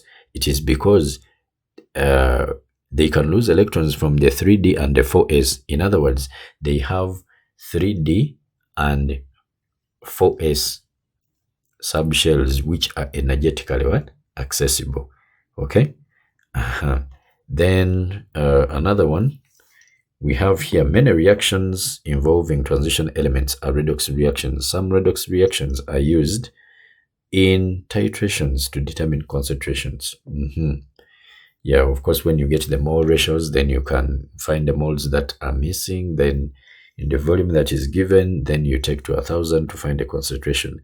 A ligand is a molecule or ion with one or more lone pairs of electrons available for donation to a transition metal atom or ion. Okay, then transition elements form complexes by combining with ligands. So they can also ask you why they form what? Complexes. So they form complexes because they have variable oxidation states and they have the 3d and 4s subshells that are energetically what? Accessible. Those are the two reasons that you give. Okay. Then also there is coloring of these complexes due to the energy gap.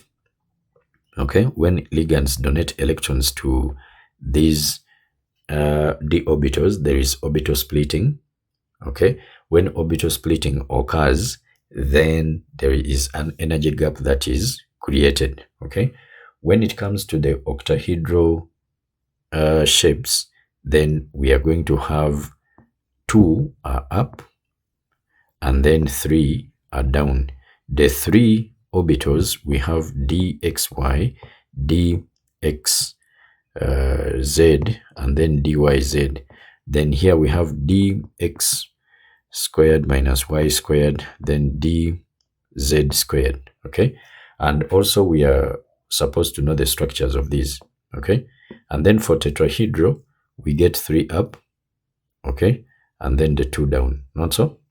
If you are asked to explain how they form the complex ions, I mean the colored compounds, you talk about orbital splitting. That is number 1. Orbital splitting, when orbital splitting forming non-degenerate orbitals when electrons are donated to the d orbitals. So orbital splitting is important. Then an energy gap is created there. Okay, an energy gap. Then an electron is excited. An electron is excited from the lower energy levels to the upper ones. Absorbing energy is excited. Absorbing energy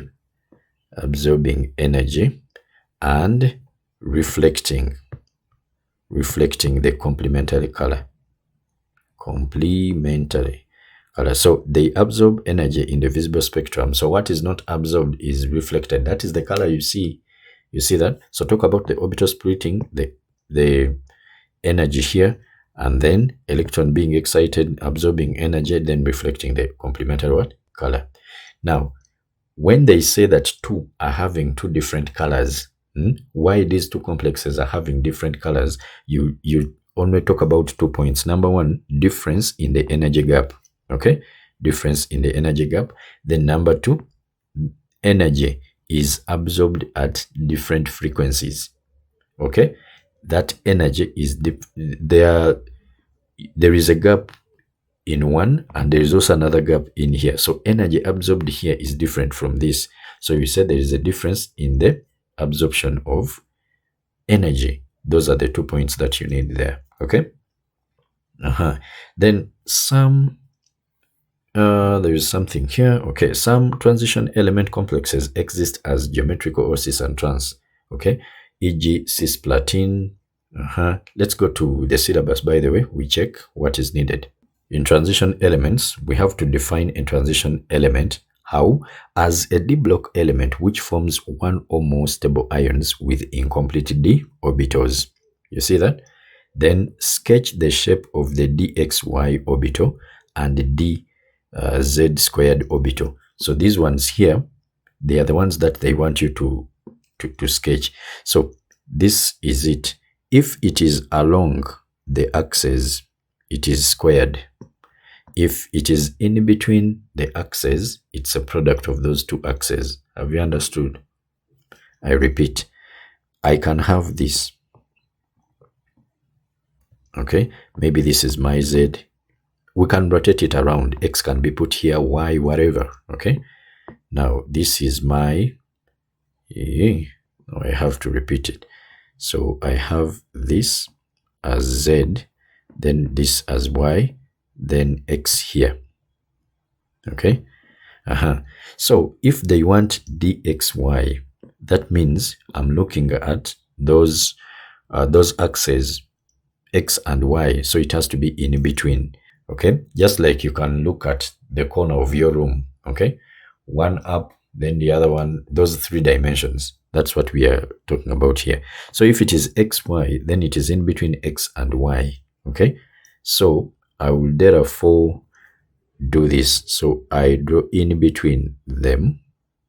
Okay, then there is also this one in between them, like that. They are crossing like this. So you put one here and then another one there. That is xy. Are we there? That is your dxy. Then dz squared actually comes from these two. We have y, I mean x here, this is y, this is z. Okay, if it is squared, then it is along the axis. Okay, so z squared, it is along here. Okay, then we have, it can also be along the x, so that is d, then x minus what? X squared minus z squared. Are we there? Then we can have also this one here, where this is y. No. Let me maintain this. as the Z. So this is Z, then this is X, then this is Y. Then we can still have the Z here, and then it is, come on, how did I write the X here? So this is Y, then along the Y. Now this is D, X. It is along the Y and the Z. So I'm going to put Y squared, then minus the Z squared. Are we there? Then when we merge these two, okay, we are going to have something like this. And then you have Y, then the Z here, then this is the X. Then you see that when you merge them, this one is going to remain. There is one for X here, there is one for Y here, so it looks like a flower. But then we just draw this like this. You put this one here, this is the Z, this is the X, this is the Y. So we put this one here, but let me use red. We put this one here. Then for these two, okay, these ones here, which are horizontal, we just represent them like that. Okay, so that is the dz squared, dz what squared. That is the one. So this is the one they want you to know. And also this one here along the, in between the X and the Y. So it is a product of those two axes if the lobes are drawn in between the two axes. Then it is a square if the lobes are drawn along the axis. Does that make sense? All right. Now, those ones, we are supposed to know them. We are done. Next, they are saying that understand that transition elements have the following properties. Have variable oxidation states, they behave as catalysts, they form complex ions, they form colored what? Compounds. Okay? Then explain why transition elements have variable oxidation states in terms of similarity in energy of 3D and the 4S. That is what you say, that the 3D and 4S subshells are similar in energy, okay? Or they are energetically what? Accessible. Then explain why transition elements behave as catalysts in terms of, what are you going to say there? That they have more than one stable oxidation state, or they have variable oxidation states. So explain why transition elements act as catalysts. It is because they have variable oxidation states. Next, vacant d orbitals that are energetically accessible. You see that? And can form dative bonds with ligands. So those are the 3 points. But the most commonly ones used are these ones: variable oxidation states and vacant d orbitals. Of course, those vacant d orbitals, then they can form dative bonds with the ligands. You see that? Then also explain why transition elements form complex ions. What do you say? They have vacant d orbitals that are energetically what? Accessible. Okay, so that is that. Any other about them? Now we go to the general characteristic chemical properties of the first set of transition elements, titanium and copper. So we must know, describe and explain reactions of transition elements with ligands to form complexes, including the complexes of copper 2, cobalt 2 with water and ammonia molecules, and hydroxide and chloride ions. So here, this is what is important, what they have talked about here. You have to know the colors of the complexes of these cobalt 2 ions and then copper 2 ions. Now, when you add sodium hydroxide, what do you get? When you add ammonia, what do you get? When you add, let's say HCl, what do you get? So let's check here. We are here. Substitution of ligands. So when we get copper 2 ions, it appears as, in solution, it is water, but hydrated with 6 water molecules. Are we there? Then you add OH, sodium hydroxide, you will get a pale blue precipitate. And this is the reaction here. Okay, copper 2 hydroxide. Then plus there are only 2 water molecules. Yes, 2 water molecules that are substituted by the OH. So here we had the plus 2, it is taken out by the minus 2. So that's why you are not seeing any whatever there, any charge. Then from there, they are saying that if you now add concentrated ammonia, the pale blue precipitate dissolves to give a deep blue. So the deep blue solution here has gotten what? Ammonia, 4 of them, and then water, 2 of them. For the pale blue precipitate, you are seeing 2 hydroxyl ions here, okay, and then 4 water molecules. But then this one here is a precipitate. It's a solid. This one is a solution, okay? So it is aqueous. Then there is something very important here, okay? The first reaction can also be achieved by adding concentrated ammonia solution to copper sulfate solution drop by drop. So instead of adding sodium hydroxide, you also add ammonia solution drop by drop. You would expect someone to write that when you add ammonia, you have this one here, you have this one here, then plus ammonia. So because we have added drops only, we shall form ammonia here. Then what else are we going to have? That here they are going to be 2 of them, and then 4 water molecules here, okay, like that. And of course here you will have the 2 plus. So 2 water molecules have been substituted. Then in excess, you come to this one. Now they become 4 water molecules 4 water molecules are substituted by 4 ammonia molecules. So here we put a 2. No, we put OH, okay? So by adding dilute solution of ammonia drop-wise, that is when it is not in excess. Then in excess, it gives you this one here. Actually, we are using concentrated what? Ammonia. So drop-wise, you are getting the same reaction. And then in excess, you are getting what? You are getting this deep blue solution. So the pale blue precipitate then dissolves in excess to give us the deep blue solution, okay? And that is that. Then another one is when we add, let's say, HCl. When we add HCl, we get a yellow precipitate, okay?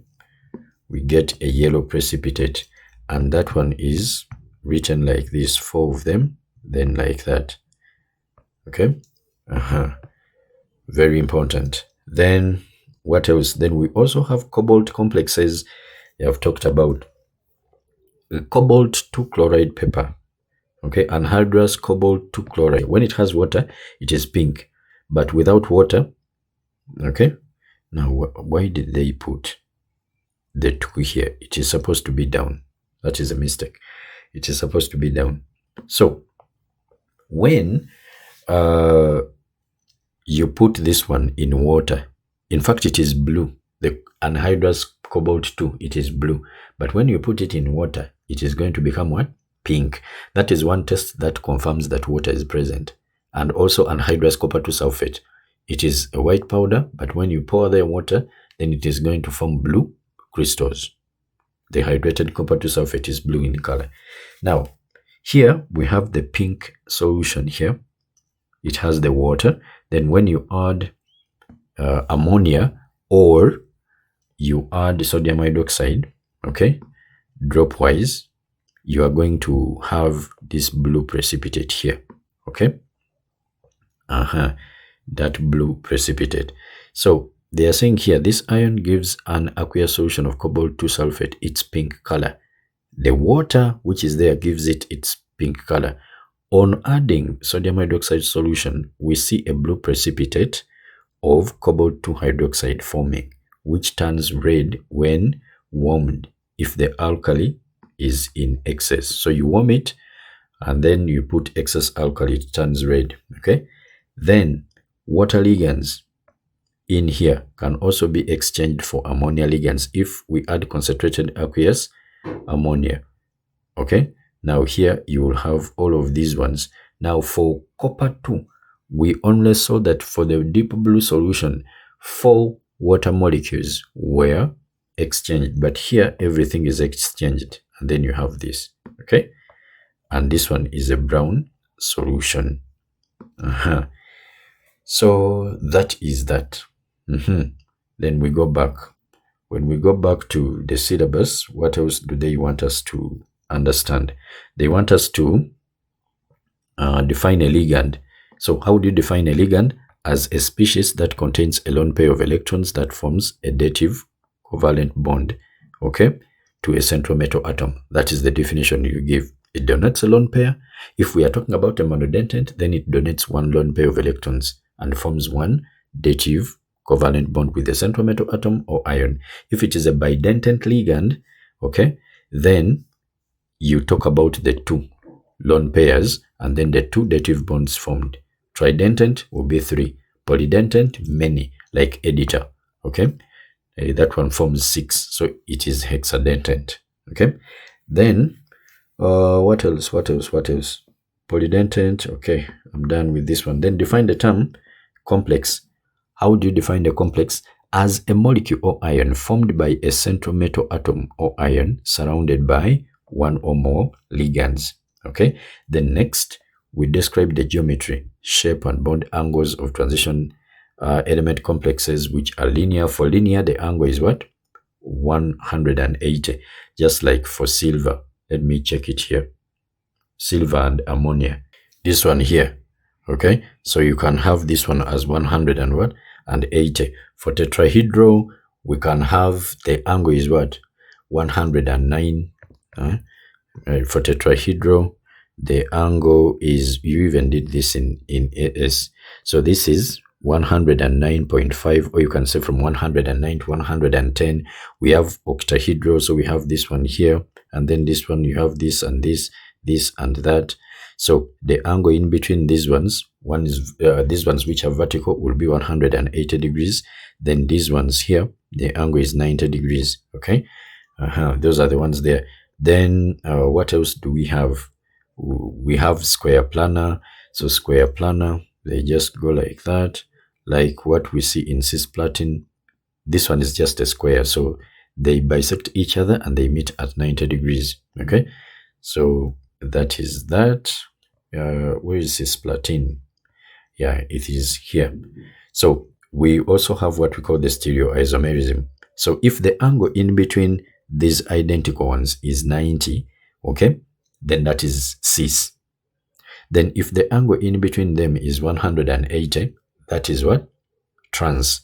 Okay, and that is that. Now when you look at this one here, if these ones are aligned like this, okay, they have a difference in the electronegativity. Okay, they have a difference in the electronegativity. So that simply implies that there is going to be dipoles created. So this one will be polar, but this one, these ones here, they are going to produce a molecule which is not what? Polar. Why? Because here the dipoles cancel each other, and even here they cancel out. Okay, and this one we see it in many cases where we talk about these ones here. You see these ones, the octahedral ones, okay? And this one can have 3. So the cis isomer is the one that is going to be polar for this case. So if I have the 2 water molecules here, we have oxygen everywhere, okay? This way and this way. So this is the trans. Why is it trans? Because the angle in between them is 180 far apart. Then the angle in between them where here is 90. In fact, I can put them there because remember this one is on the horizontal, this one is on the vertical, just like you can put your hand up, okay, on the table where you are. And then you also compare with the one, whatever is on the horizontal table where you are is perpendicular to what is exactly up there. Are we there? So I can put the water molecules maybe here. You can put them here. Then we shall have this as 90 degrees. You can easily see that. So wherever you put them, it will be 90 to this one, which is what? there. So these ones, the cis isomer will produce the what? The polar molecule, and then the trans will not be what? Polar. Okay. All right. What else do they want us to find? They want us to describe the geometry. Is this square planar? Is this linear? Is it tetrahedral? Is it octahedral? Okay. Then what do we have? What is meant by the term the coordination number? So a coordination number, we are looking at the number of dative bonds. Okay. The total number of dative bonds formed between the central metal atom and the ligands. You see that? Then predict the formula and the charge of the complex ion and the metal ion, its charge and the oxidation state, the ligand and its coordination number. So like, for example, when you look at what we are having here, these molecules here are not charged. Are we there? So if they are not charged, then that means the ion that we are going to put, the charge we are going to put here is for this central metal atom. But if we have, let's say, hydroxyl ions, then automatically those ones are going to cancel out the charge. You see that? So like that. Which other one I think can I use? Let's say here. Let's say you are having cyanide. Cyanide in here. Do you see that here you are having a minus? Here, -2. That -2, how does it come about? You have 4 times -1 because each of them is having that charge of -1. And then plus the one for nickel, which is a +2. Then you get a -2. So then the charge, we write it as 2-, but not -2. Okay. This is the oxidation state. For the oxidation state, we write the sign first, then the number. And then for the charge, we write the number first and then the oxidation one. I mean the charge or the sign. So that is that. Then what else? We have what we call the stability constants.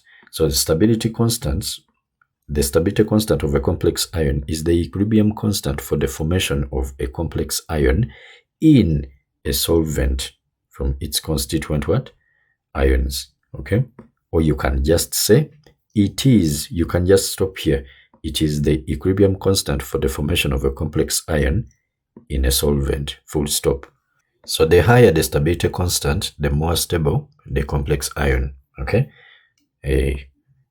You are going to see exchange here being very strong.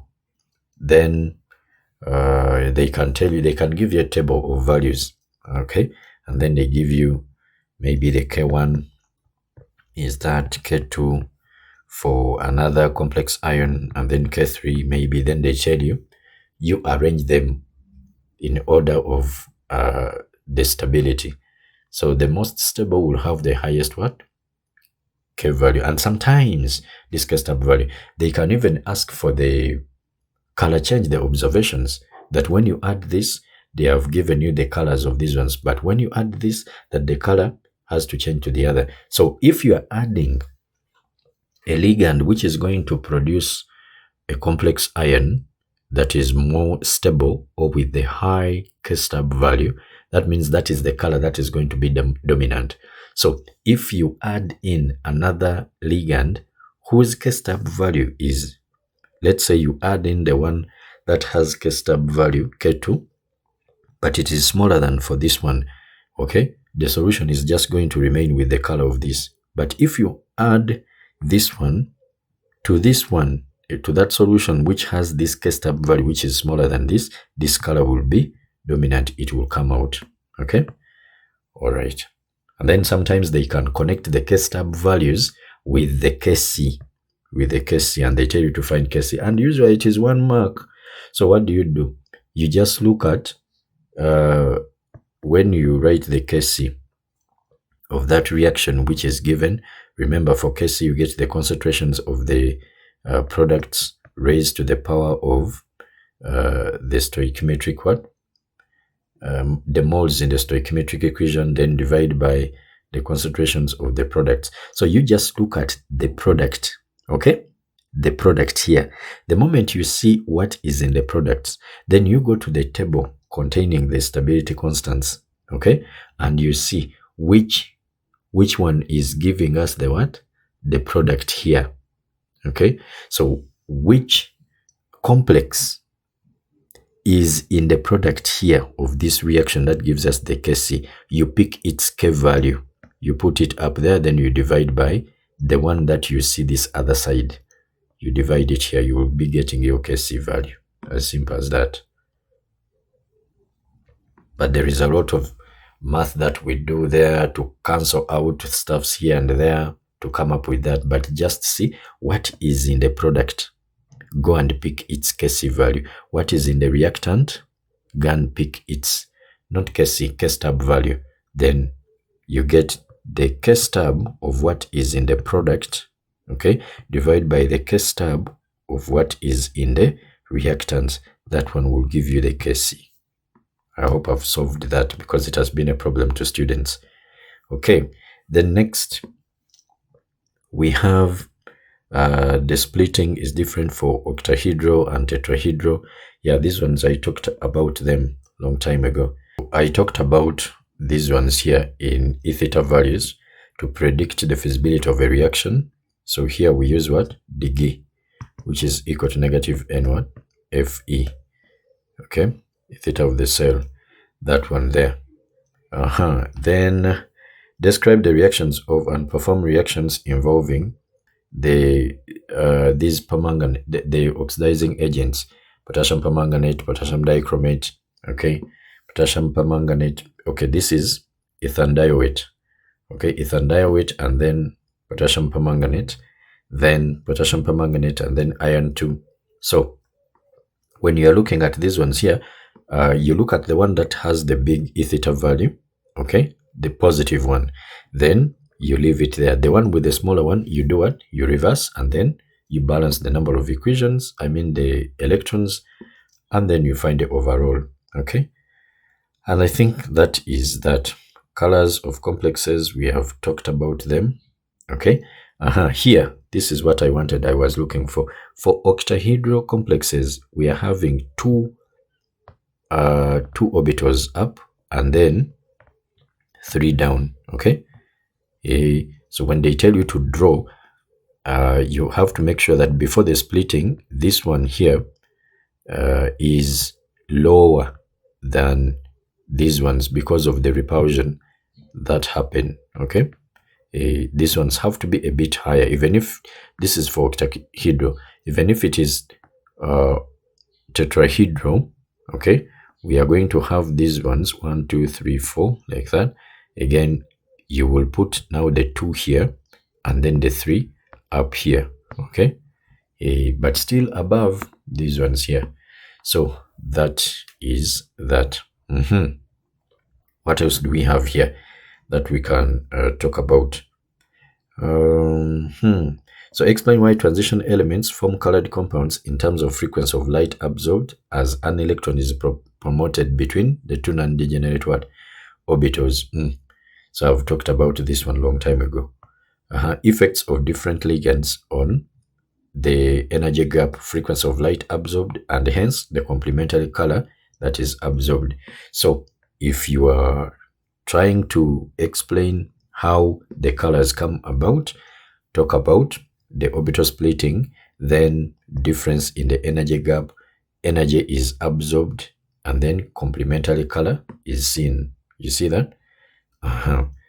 Then I think that is that. Then stereoisomerisms, I've talked about the K-stab values, okay? So they have said that define the stability constant of a complex as the equilibrium constant for the formation. This is the definition, the one that I was talking about before. So as a complex, no. So this is a constant for the formation. It is the equilibrium constant for the formation of a complex ion in a solvent, okay? You should know how to write the K-stab value, okay? You are going to write the concentrations of the products, okay? Then you raise them to the power, you raise them to the number of moles, in the stoichiometric equation, in that equation of what? Of ligand substitution, then you also divide by the concentrations of the reactants. Okay. Then that is that. Use K-stab values to perform calculations, and then describe and explain ligand exchanges in terms of K-stab values, and understand that a large K-stab value is due to the formation of a stable complex ion. So if they are asking which of the two complexes is more stable, then you look at the higher K-stab value. Okay. So that is that. Optical isomerism here. Okay. And then we have geometrical. I have talked about the cis and trans.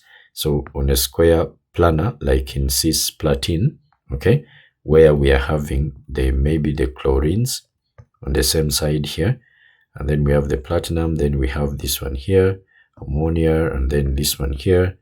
So same side, cis, or 90 degrees, in other words. Then if I put this one here, the angle is going to be 180, and that one will be trans. You remember that? Okay.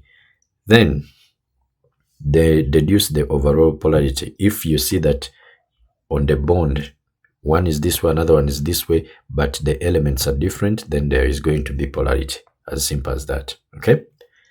All right.